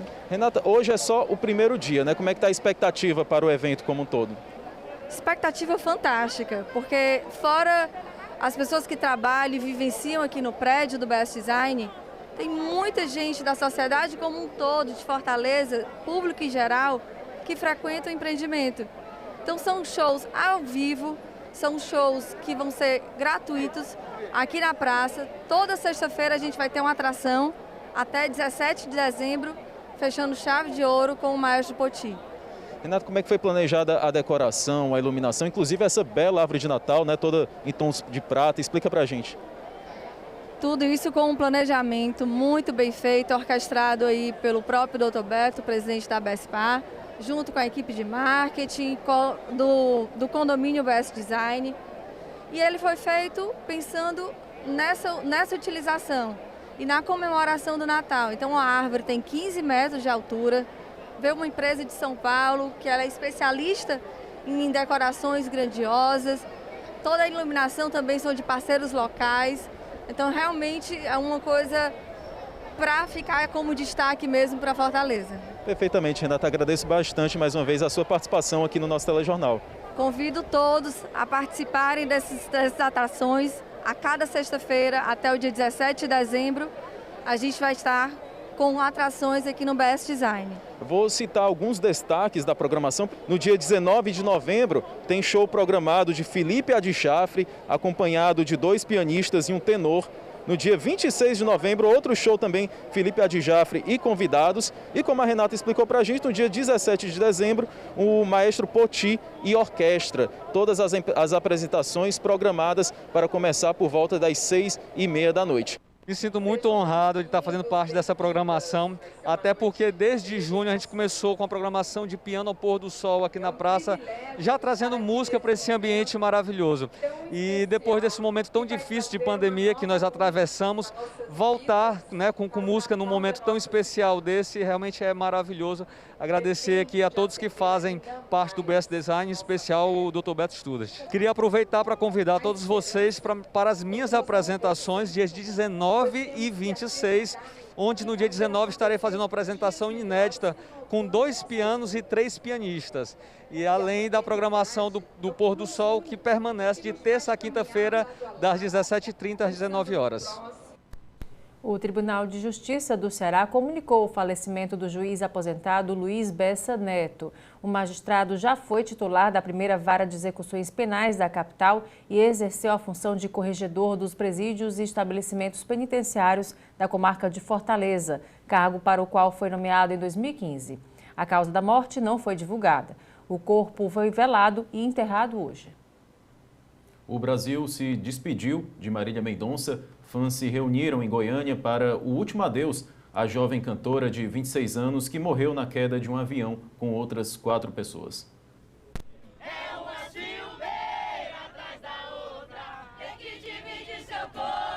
Milhares de brasileiros tomaram no sábado a cidade natal de Marília Mendonça para se despedir da estrela da música sertaneja que morreu na queda de um pequeno avião aos 26 anos. Multidões compareceram ao estádio onde ocorreu o velório público. A Marília Mendonça, sim, significa muito. Cantora, canta muito bem, compositora também, desde os 12 anos. E também era uma grande pessoa, muito humilde, e a gente... Infelizmente, perdemos ela no acidente de avião, mas é muita comoção aqui, viu? Não dá para explicar, não tem palavras. E esse momento está sendo muito difícil para nós fãs e também colegas do ramo da música. Sou cantora há 15 anos e me espelhava muito e vou continuar me espelhando nessa estrela que é a Marília Mendonça, que ela veio para mudar o cenário musical brasileiro. Veio, levantou as mulheres, colocou a cara a tapa, plus size, mãe, né, infelizmente deixou um bebezinho pequeno, mas nós fãs vamos estar sempre olhando por ela e sempre admirando a grande pessoa e artista que ela foi. Marília viajava em uma aeronave de pequeno porte que caiu no interior de Minas Gerais na sexta-feira, onde a cantora faria um show horas depois. A jovem era uma das principais expoentes do gênero sertanejo no Brasil. Além de diversos prêmios nacionais, conquistou em 2019 um Grammy Latino. Seu canal no YouTube tem mais de 22 milhões de assinantes e a artista acumula mais de 8 milhões de ouvintes mensais no Spotify. O relatório final do grupo de trabalho que debate o chamado Projeto de Lei das Fake News foi adiado para incorporar mais sugestões dos deputados. Está prevista a realização de uma reunião com representantes de entidades ligadas à segurança na internet e à defesa dos usuários, de direito dos usuários. O grupo de trabalho que analisa o chamado Projeto de Lei das Fake News adiou a definição e votação do relatório final. O debate foi marcado pela discussão sobre a melhor forma de enfrentar os impactos políticos da disseminação de informações falsas por meio das redes sociais e aplicativos de mensagens. Nós precisamos trazer conceitos dentro do projeto de lei. Conceitos para aquilo que seja notícia falsa, para aquilo que seja desinformação, discurso de ódio. Quando nós falamos de liberdade de expressão, nós temos que delimitar exatamente quais as hipóteses de restrição à liberdade de expressão. Eu resgatei, deputado, 8 tentativas de conceituar desinformação nesse debate que nós vivemos. O Código Eleitoral brasileiro tem um conceito que é trabalhado e consolidado, que é divulgar fatos sabidamente inverídicos. Poderia ser um ponto de partida? Entre as atividades que serão realizadas antes da definição do relatório final, está uma reunião de trabalho sugerida pelo deputado Vinícius Poit. Segundo ele, o debate deve ter um formato diferente das audiências públicas já realizadas pelo grupo. Às vezes a audiência pública o expositor fala, a gente faz alguma pergunta, talvez não é o melhor momento, ou não tem tanto espaço para debater e para a gente sentar e fazer uma reunião de trabalho com pontos. Então, fazer uma reunião de trabalho com alguns principais representantes da sociedade civil, eu acredito que seria produtivo e muito importante antes da gente votar esse relatório. O mês de novembro também é dedicado a lembrar os cuidados que as pessoas que possuem diabetes precisam ter com a visão.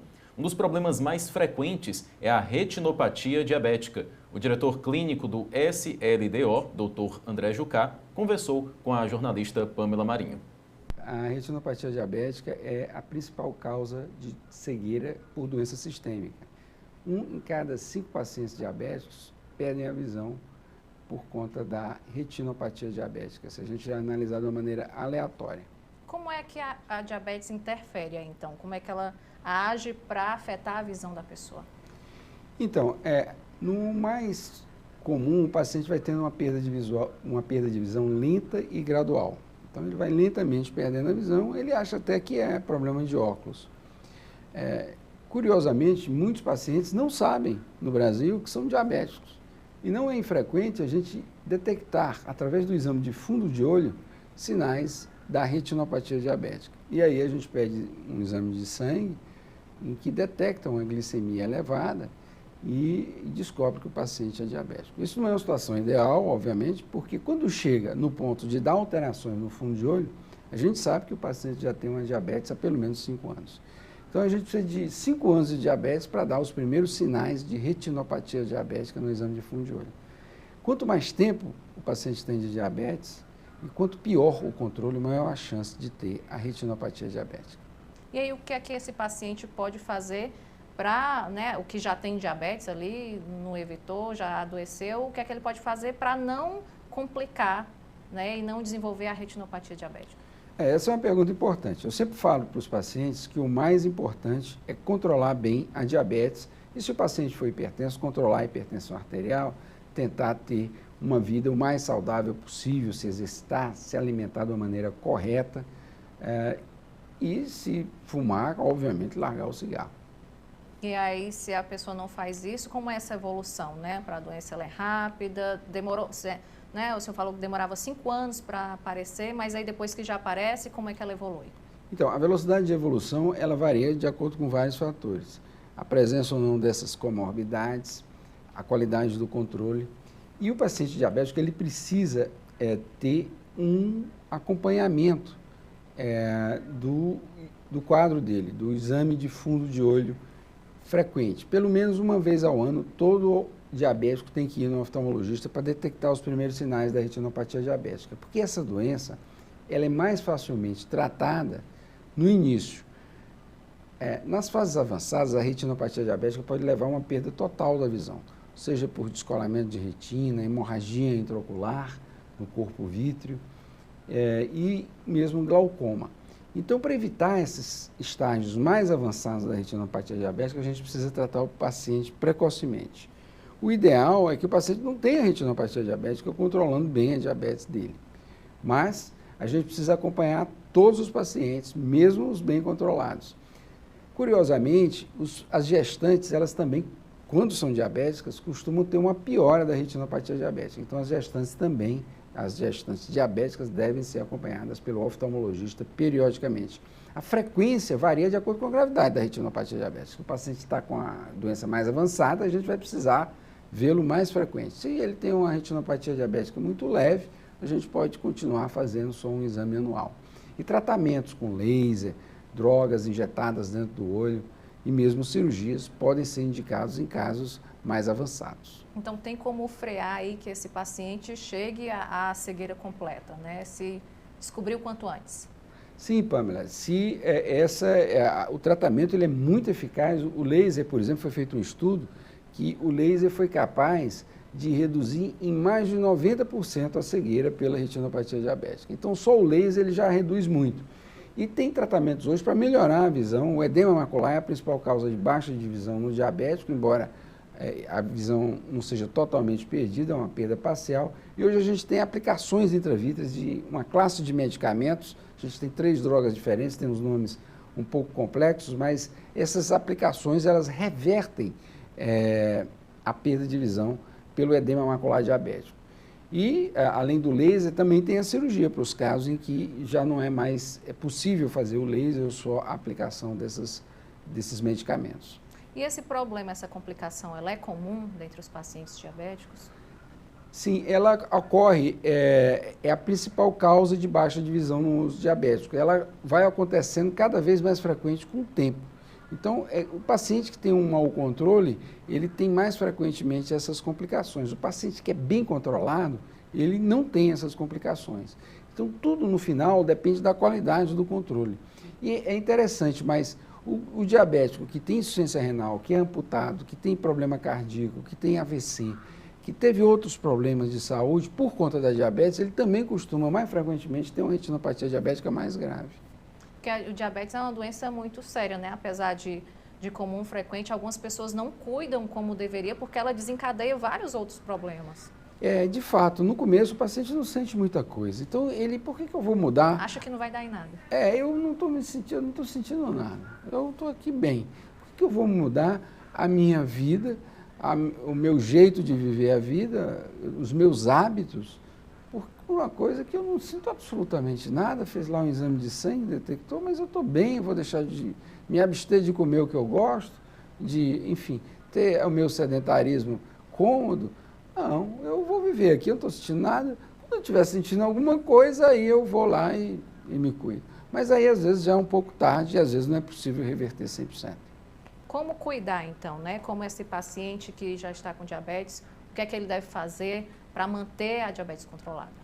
Então, a primeira coisa, ele precisa procurar um profissional, um endocrinologista. Ele precisa ser acompanhado por um endocrinologista. Nós, oftalmologistas, também precisamos acompanhar os olhos dos pacientes e averiguar a severidade do comprometimento ocular pela retinopatia diabética. O diabético também pode ter problemas em outras partes do olho que não é retina. Ele tem mais frequentemente catarata, Pamela, ele tem mais frequentemente glaucoma, ele tem mais frequentemente miopia. Então, tem uma série de erosões epiteliais na córnea, ele tem uma série de outros problemas nos olhos que requerem um acompanhamento ocular mais frequente. Então, além de ir no endocrinologista e na frequência necessária, que o que vai ser determinado pelo endocrinologista, ele precisa também ir no médico de diabetes fazer o exame do fundo do olho, idealmente documentando de uma maneira fotográfica, através de um exame chamado retinografia, o fundo do olho do paciente. Existem vários exames hoje, muito sofisticados, que podem ser solicitados pelo médico oftalmologista de acordo com a necessidade de aprofundar a avaliação propedêutica de cada paciente de uma maneira individualizada. A indicação de fazer esse exame é mesmo que o paciente esteja bem, com a diabetes controlada, não tenha apresentado nenhum sinal? Sim, porque muitas vezes o paciente ele não tem nenhum sinal ele está até com a visão boa e a doença já está muito avançada. Então a gente não sabe, às vezes a doença só vai dar sintomas para o paciente numa fase mais avançada, embora já tenha sinais no exame de fundo de olho, numa retinografia, ou mesmo numa tomografia de coerência óptica, que é um exame também muito usado. Então, a gente precisa fazer toda a avaliação dos pacientes diabéticos direitinho, porque se deixar só para tratar quando ele tiver sintomas, às vezes você já está tratando tarde, para manter a visão do paciente no nível ótimo. Por isso que o ideal é que todos, né, mesmo sem diabetes, mesmo pessoas saudáveis, façam, né, exames regularmente, procurem um oftalmologista regularmente, que é aí que pode descobrir algum problema. Exatamente. Infelizmente, em virtude dessa desatenção no atendimento primário, até nessa falta de cultura da prevenção das pessoas se procurarem só aquele tratamento curativo, quer dizer, só vai no médico quando está com problema. Eu não estou bem aqui, eu não... não faz aquela prevenção, a gente às vezes diagnostica a retinopatia diabética no exame de fundo de olho de uma pessoa que nem sabia que era diabética, porque nunca fez um exame de sangue para ver. Tá ok, então, doutor. Muito obrigada, tá, por todas as dicas, os esclarecimentos aqui. Tenho certeza que vai ser valioso aí para muita gente. Muito obrigada, tá? Muito obrigado, Pamela, pela oportunidade de esclarecer. Esse mês agora, de novembro, nós vamos estar fazendo lá uma campanha, lá no Instituto Cearense de Oftalmologia, de prevenção da retinopatia diabética. Vamos estar atendendo lá o pessoal pelo Sistema Único de Saúde para prevenir essa importante causa de cegueira na nossa população. O Festival Internacional de Circo do Ceará divulgou os artistas e grupos selecionados para a 8ª edição. O evento acontece e será realizado entre os meses de dezembro e janeiro. E sobre o assunto eu converso agora com Giza Diógenes, diretora do festival. Boa noite, Giza. Seja bem-vinda. Oi, boa noite. Prazer estar com vocês aqui da TV O Otimista, nesse domingo, né? Isso, obrigada pela sua presença aqui conosco. Fala um pouquinho sobre a programação, como é que vai ser esse evento. Tá. A gente acabou de fazer a seletiva, né, dos grupos que vão compor essa programação. A gente teve aí 300 inscrições, recebemos dessa convocatória que foi nacional. A gente optou por fazer a nacional por conta das incertezas, né, de como procederia a questão de voos, enfim. Mesmo assim, foi um número considerável, 300 inscrições, e uma surpresa, né, acompanhando a tendência que a gente já vem notando nos estudos, de um aumento das inscrições de grupos aqui do Ceará. Então, foram 98 inscrições de propostas aqui de grupos, trupes, companhias e artistas aqui do Ceará, né? Mais de 30% dessa convocatória, dessas inscrições, desse volume de inscrições. E assim, a programação a gente está formatando, né? Esse festival esse ano está programado para acontecer em 3 cidades, Fortaleza, Paracuru e Itapipoca. A gente está montando, a partir dessa seleção, selecionamos 56 trabalhos, né? Dessas 300 inscrições, 44 aqui do Ceará, e as outras nacional e internacional. E aí estamos compondo essa programação, né? Estamos formatando ela para a gente passar aí por 3 cidades com muita diversidade aí dentro do universo do circo, né? Números, espetáculos, performances, uma programação recheada também de formação, né? Vamos ter oficinas, encontros, seminários. Então a gente nesse momento divulgou os selecionados e vamos começar a montar essa programação, né? Giza, me corrija se eu estiver errado, não teve festival ano passado por conta da pandemia, pelo menos no em formato presencial, né? Como é que está a expectativa, então, nesse ano, já que o festival retorna para o formato presencial? Tá, na verdade a gente conseguiu sim, foi o único, eu acho que foi o único ou um dos únicos aqui no Ceará que conseguiu fazer um formato presencial em 2020, né? A gente fez ainda 3 cidades, no mês de novembro fizemos Paracuru, São Gonçalo e Itapipoca, passamos 2 dias em cada cidade. Em Fortaleza não, foi mais complicado fazer Fortaleza, mas a gente fez aí uma programação de mais de 40 espetáculos virtual. Então, a gente, assim, fomos desbravadores nesse sentido, um dos poucos festivais a acontecer nesse formato presencial. E esse ano a gente está, né, nessa perspectiva, mais uma vez, de fazer no formato presencial. Agora que os decretos estão permitindo, a gente está nesse movimento aí de retomada, a gente também está otimista que vai fazer presencial, que vai dar tudo certo, e aí passando por 3 cidades, né? Itapoca, Paracuru e Fortaleza. Desta vez fazer Fortaleza. A gente não conseguiu fazer presencial, foi Fortaleza, viu? Mas a gente ainda conseguiu fazer no interior. Giza, como é que tem sido durante esse período, né? A gente agora está conseguindo, digamos assim, retomar algumas coisas, né? Como é que tem sido voltado para os artistas, os grupos que trabalham com circo, uma atividade tão bacana, né? Que a gente tem um maior carinho, tem maior respeito também, que sentiu muito esse período também, né? Como é que tem sido agora essa retomada? É uma retomada aguardada, né? Cheia de expectativa, de ansiedade por parte dos artistas. A gente sabe que o que a gente pôde fazer dentro desse universo do online, né? Ajudou muitos artistas, principalmente nas questões de fonte de renda, né? Esse é um meio de trabalho, ajudou a todos de certa forma, mas as artes cênicas, né, ela precisa desse contato com o público, né? Então, o que a gente escuta dos artistas, né, é esse anseio, essa vontade de voltar para os palcos, de estar em contato com o público, de ver os olhares, de ver o sorriso, de interagir, de saber se aquilo que ele está fazendo está funcionando, né, enquanto piada, enquanto cena.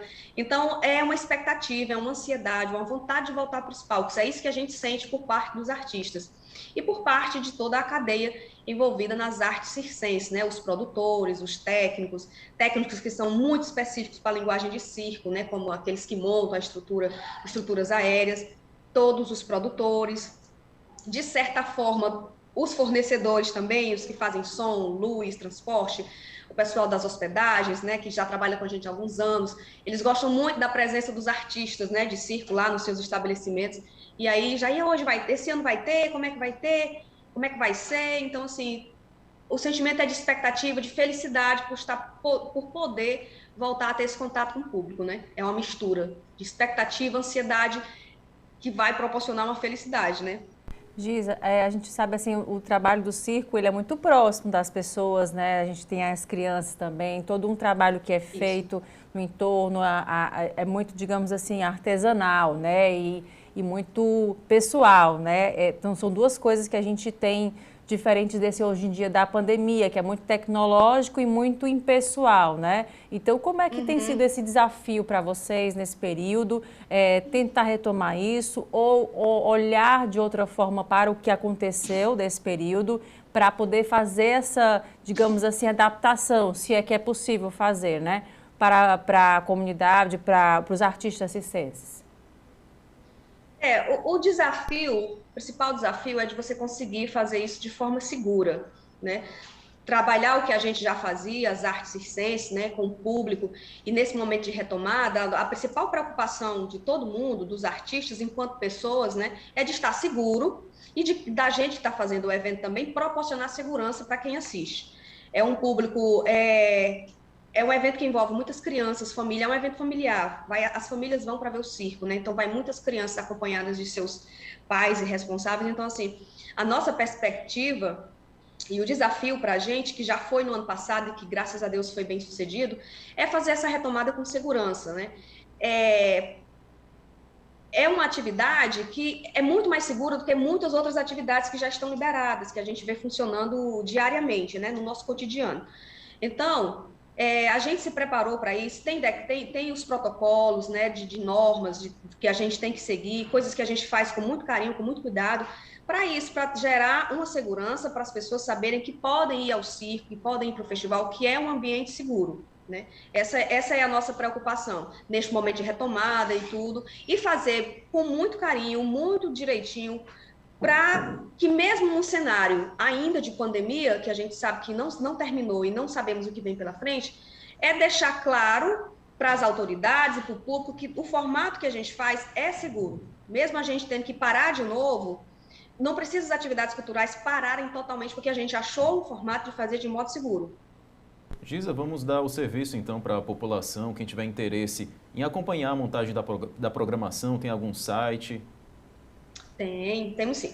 Tem o site do Festival Internacional de Circo do Ceará, tem as redes sociais, né, Instagram, Facebook, só pesquisar lá que a gente está sempre soltando aí alguma notícia. Nesse momento a gente acabou de divulgar os selecionados, né, para essa 8ª edição. A partir de segunda-feira vamos começar aí com toda a divulgação do programa de formação, o eixo de formação do festival, que se chama Programa Luz no Picadeiro, com oficinas, seminários, encontros. Então, assim, todos os artistas interessados, as pessoas que querem, né, desenvolver seus trabalhos, aprender mais sobre o circo, sobre a palhaçaria, sobre as artes circenses, a gente está aí com um programa de 150 horas de atividades, vai começar em dezembro, né? Vai de 12 de dezembro a 15 de dezembro, em Fortaleza, Eusébio, Paracuru e Itapipoca, algumas atividades, tá tudo lá no site especificadinho, vai abrir inscrições para quem estiver interessado, então vai ser divulgado nas redes sociais e vai levar para um link no site lá para você fazer a sua inscrição. Então, tá tudo muito comunicado, tá bem direitinho lá as informações completas. Quem tiver interesse em participar do Festival do Circo, tanto da formação, como a partir do ano que vem, que a gente espera na segunda quinzena de janeiro, né? Está aí já com a nossa programação nessas 3 cidades. É só acompanhar pelas nossas redes sociais, pelo site, que vai estar tudo informado lá. Ok, Giza, muito obrigada pela sua participação aqui conosco. A gente espera que tudo se retome, né? Que a gente consiga retomar de fato, né? Todos nós precisamos disso, de alegria e também que a gente consiga gerar empregos, né? Que a gente consiga de forma saudável fazer esse desenvolvimento, né? Obrigada. Por nada. Eu que agradeço aí a todos vocês da TV e um abraço, boa noite. E a gente se encontra nos Picadeiros do Circo. Obrigado. Com certeza. Obrigada. Agora, a gente vai para um intervalo e volta em instantes.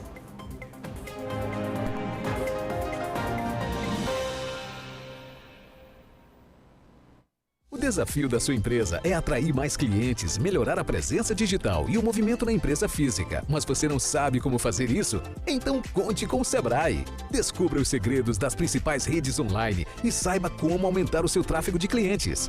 Use o cupom Sebrae 100 e ganhe 100% de desconto em soluções exclusivas para o seu negócio. Mas atenção, as vagas são limitadas. Acesse voltaporcimasebrae.com.br e inscreva-se já. Dê a volta por cima com o Sebrae. Pigalle agora é Peugeot e Citroën. Novo Peugeot 208 por 67.900. Cactus com parcela de R$ 99,00 até 2022. Bônus de até 10 mil. Recebemos seu carro pela tabela FIP. Pigalle, Avenida Washington Soares, 2271.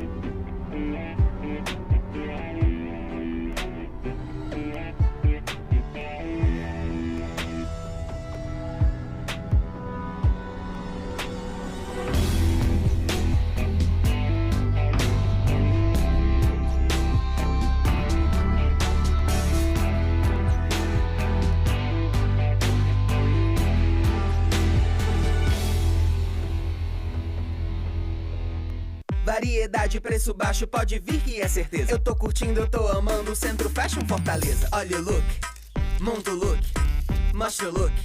É Centro Fashion Fortaleza. Tem atacado, tem varejo, em qualquer quantidade. É Centro Fashion Fortaleza, mais vantagem de verdade. Olha o look, monta o look, mostra o look. É Centro Fashion Fortaleza. Olha o look, monta o look, mostra o look. É Centro Fashion Fortaleza. Centro Fashion Fortaleza, moda em qualquer quantidade. O meu Ceará tem a luz, tem a força e energia, tem a garra, criatividade e suor do trabalho noite e dia. É assim meu Ceará, que até dá orgulho de falar. Avançando juntos, o estado só cresce, o trabalho não pode parar. Avança Ceará!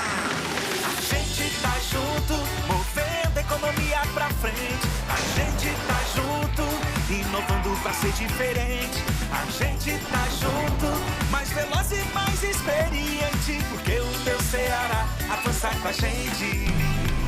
A gente tá junto, fazendo um futuro presente.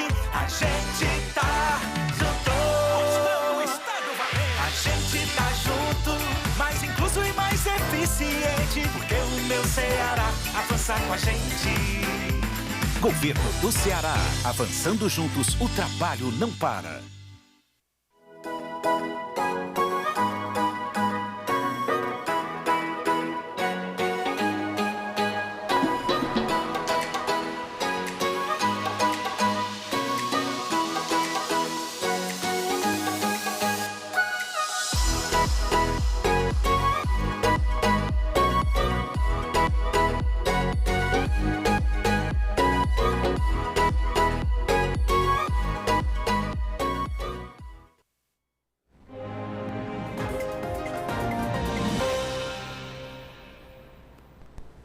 A sífilis é a infecção sexualmente transmissível que mais tem crescido no Brasil.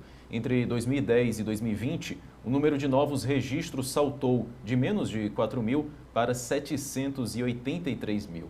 Patrícia Alencar, mestra em cuidado clínico em enfermagem e professora universitária, explica o cenário.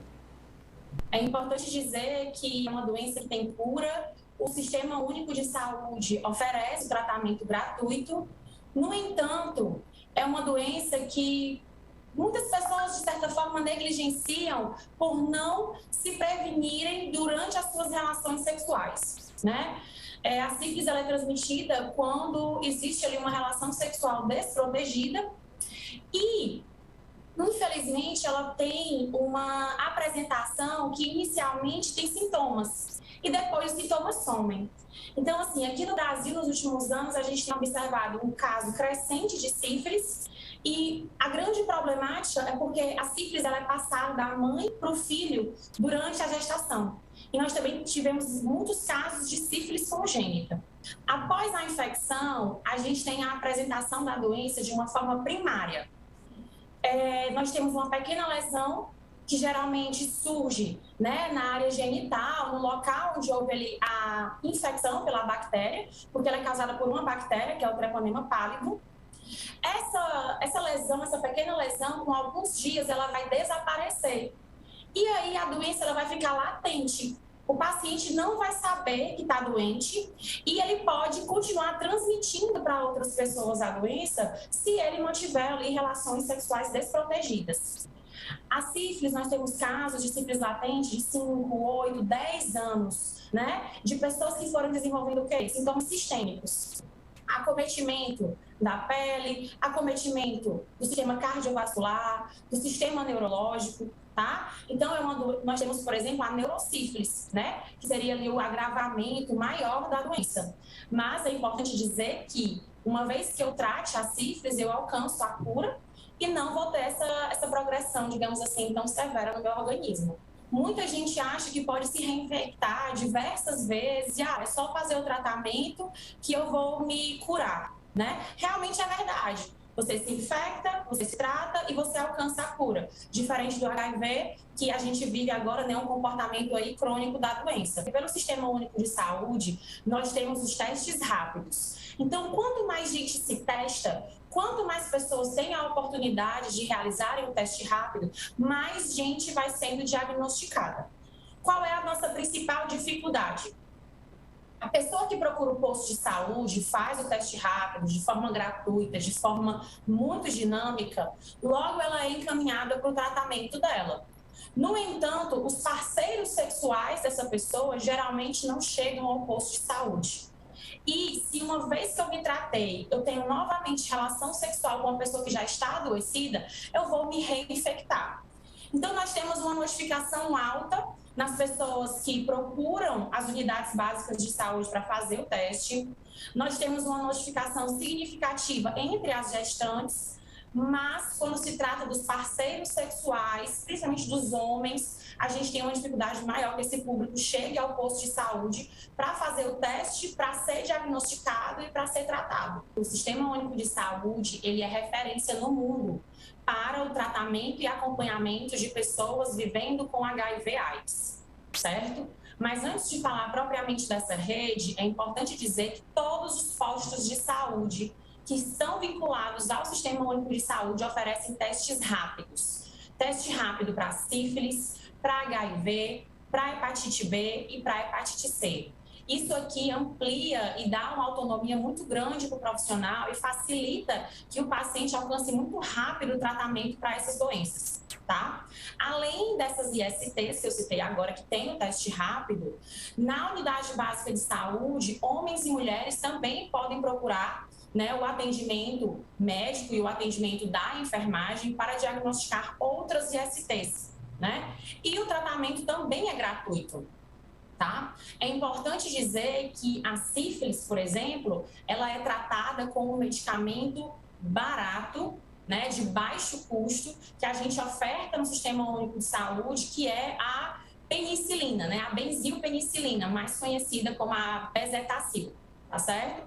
Então, é um tratamento rápido e muito eficaz. Uma vez que você faz o tratamento completo, você alcança a cura na sífilis, né? O importante é que nas próximas relações sexuais você se proteja e use um preservativo. No que diz respeito ao HIV, a gente tem um sistema gigantesco.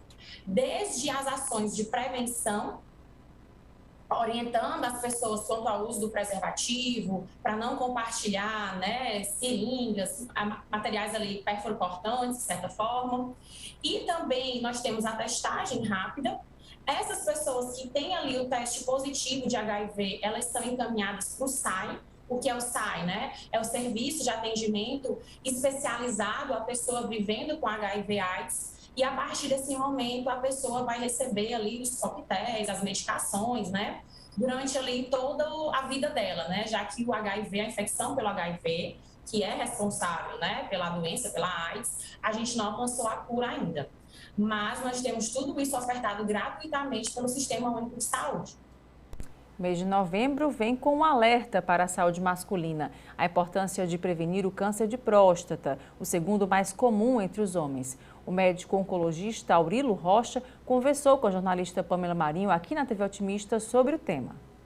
Faz já muito, né, já tem um tempo que se traz todo mês de novembro, o Novembro Azul, e a importância da conscientização sobre a prevenção do câncer de próstata, mas ainda há uma dificuldade dos homens em procurarem um especialista, em realmente fazer essa prevenção?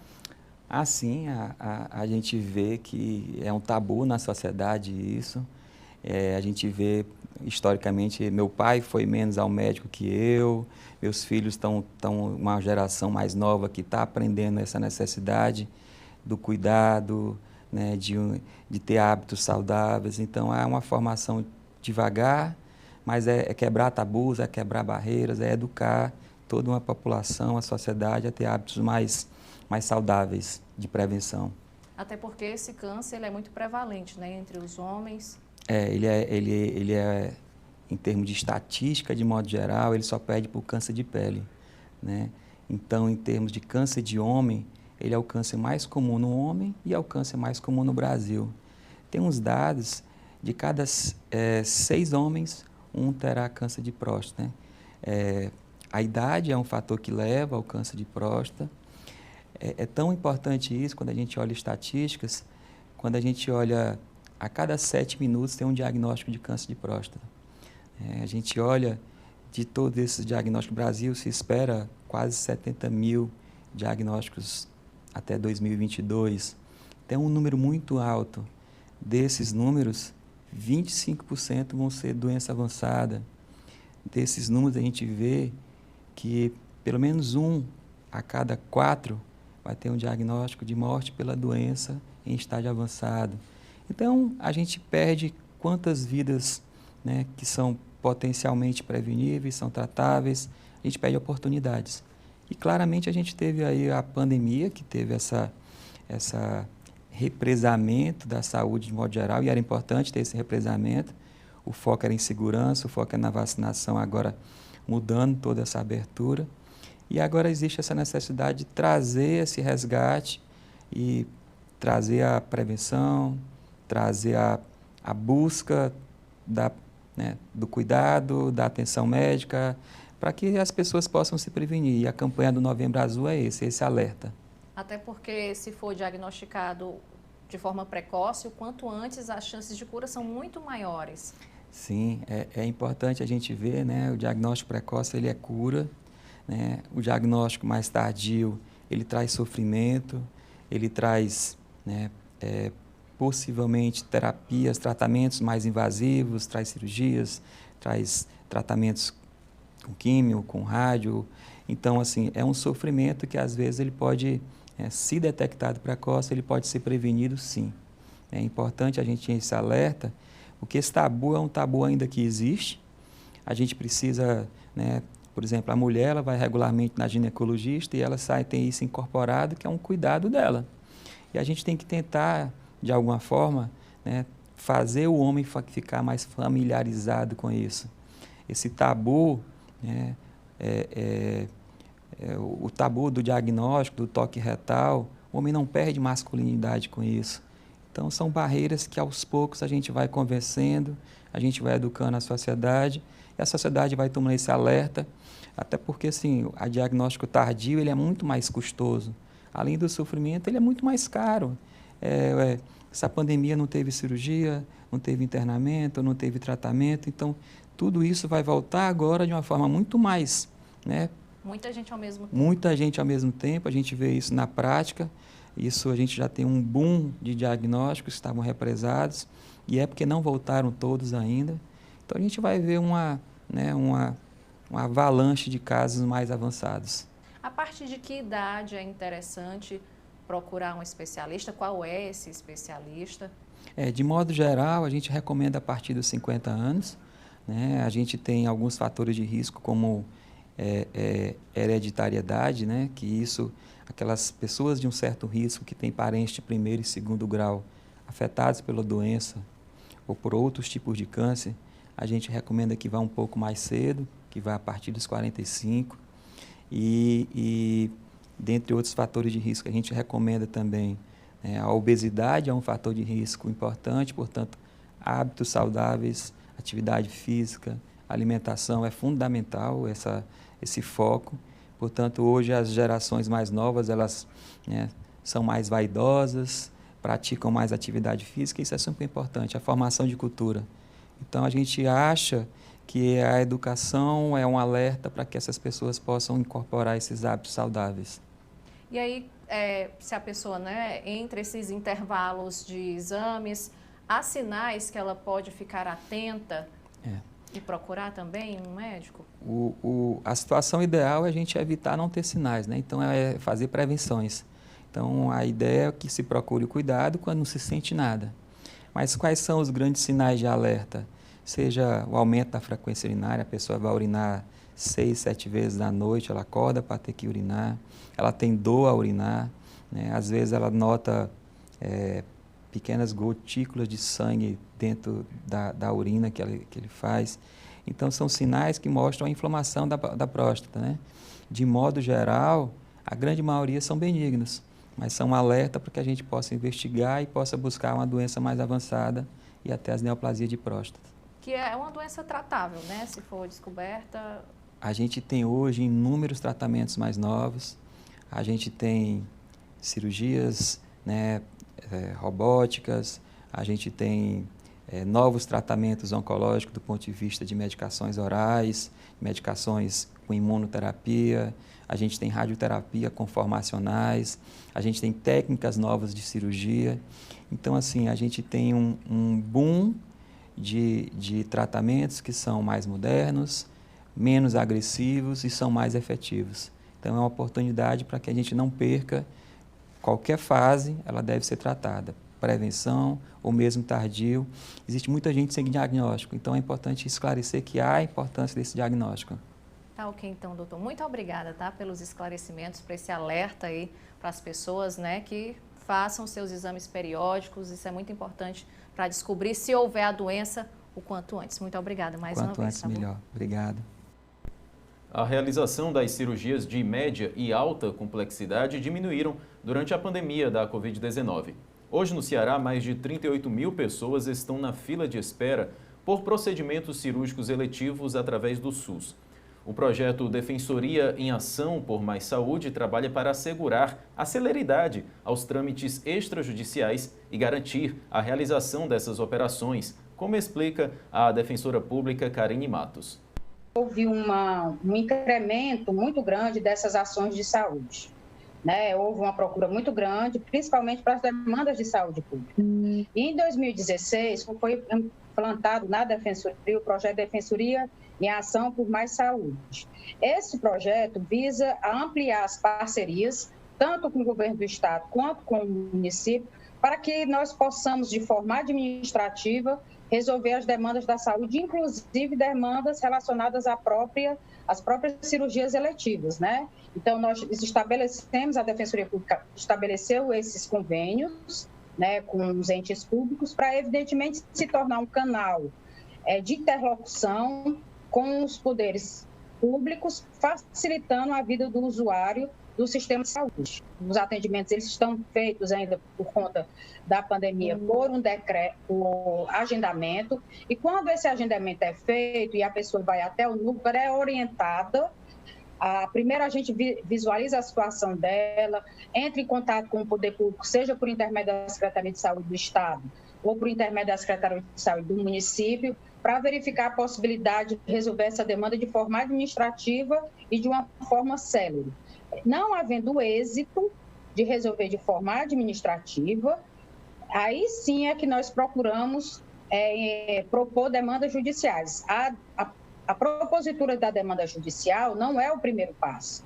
Pelo contrário, nós, para agilizar a situação do nosso assistido, nós procuramos, inicialmente, buscar administrativamente essas parcerias que a Defensoria Pública vem fazendo. Nós temos uma resolutividade administrativa satisfatória. Evidentemente que há demandas que, quando elas não são atendidas administrativamente, nós ainda tentamos, vamos supor que a resposta não vem a contento no primeiro momento, de forma administrativa a gente tenta novamente, esclarece a necessidade da urgência daquele caso, da necessidade da concretização dessas parcerias com a Defensoria Pública, e não havendo realmente, de fato, uma resposta administrativa ou uma resolução administrativa para essa demanda, aí sim é que nós propomos as ações judiciais. Mas, de fato, essas manifestações, essas resolutividades administrativas têm gerado um bom efeito. Demandas da saúde, elas ensejam uma rapidez, uma confecção de uma petição inicial extremamente com alguns requisitos, no caso que a gente sempre solicita as tutelas antecipadas, e essas demandas têm chegado ao Poder, tido uma resposta positiva do próprio Poder Judiciário. Então, as demandas têm sido, quando elas não encontram resolução administrativa, nós, ao propormos essas demandas de forma judicial, encontramos também uma resolutividade que eu posso afirmar sem sombra de dúvidas de cometer algum equívoco. 90% de nossas demandas são resolvidas, as que são propostas judicialmente, de forma positiva para os nossos assistidos. E o Panorama Domingo fica por aqui. Continue com a nossa programação. Logo mais às 7 da manhã tem o Amanhecer e em seguida o Manhã Notícias. Boa noite para você, obrigada pela sua companhia, obrigada, Fernando, também por dividir aqui a bancada, obrigada. Parabéns mais uma vez, Elaine, felicidades. Obrigada também. E a gente se encontra amanhã cedinho, 7 horas da manhã no Amanhecer. Te espero, hein? Bom descanso.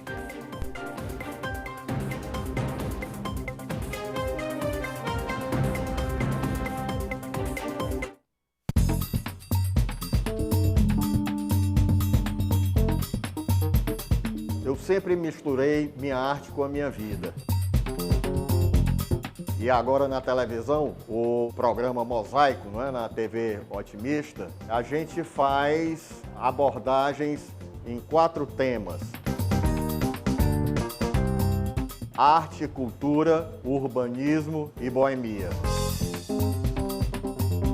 Numa linguagem de uma narrativa bem coloquial, a gente vai lendo a cidade, vai conversando com as pessoas.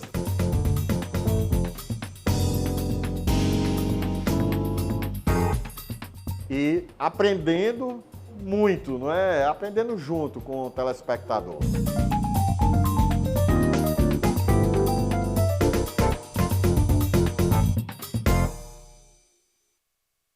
Piscina, tobogã, praia, hotel, à beira-mar, onde eu acho tudo isso. Vem Beach Park, vem curtir, vem brincar, vem pro Beach Park, vem Beach Park, relaxar, se divertir, namorar, degustar. Tô Beach Parkando, vem Beach Park, vem curtir, vem brincar, vem pro Beach Park, vem Beach Park, Vem pra onde tem férias pra todo mundo.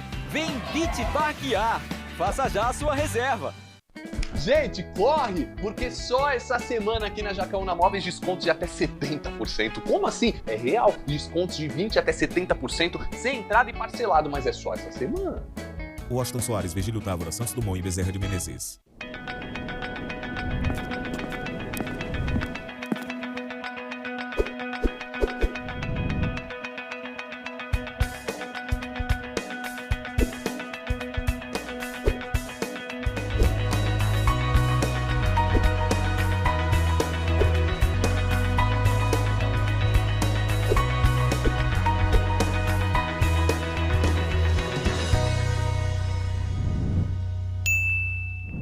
desafio da sua empresa é atrair mais clientes, melhorar a presença digital e o movimento na empresa física, mas você não sabe como fazer isso? Então conte com o Sebrae. Descubra os segredos das principais redes online e saiba como aumentar o seu tráfego de clientes. Use o cupom SEBRAE100 e ganhe 100% de desconto em soluções exclusivas para o seu negócio. Mas atenção, as vagas são limitadas. Acesse voltaporcimasebrae.com.br e inscreva-se já. Dê a volta por cima com o Sebrae.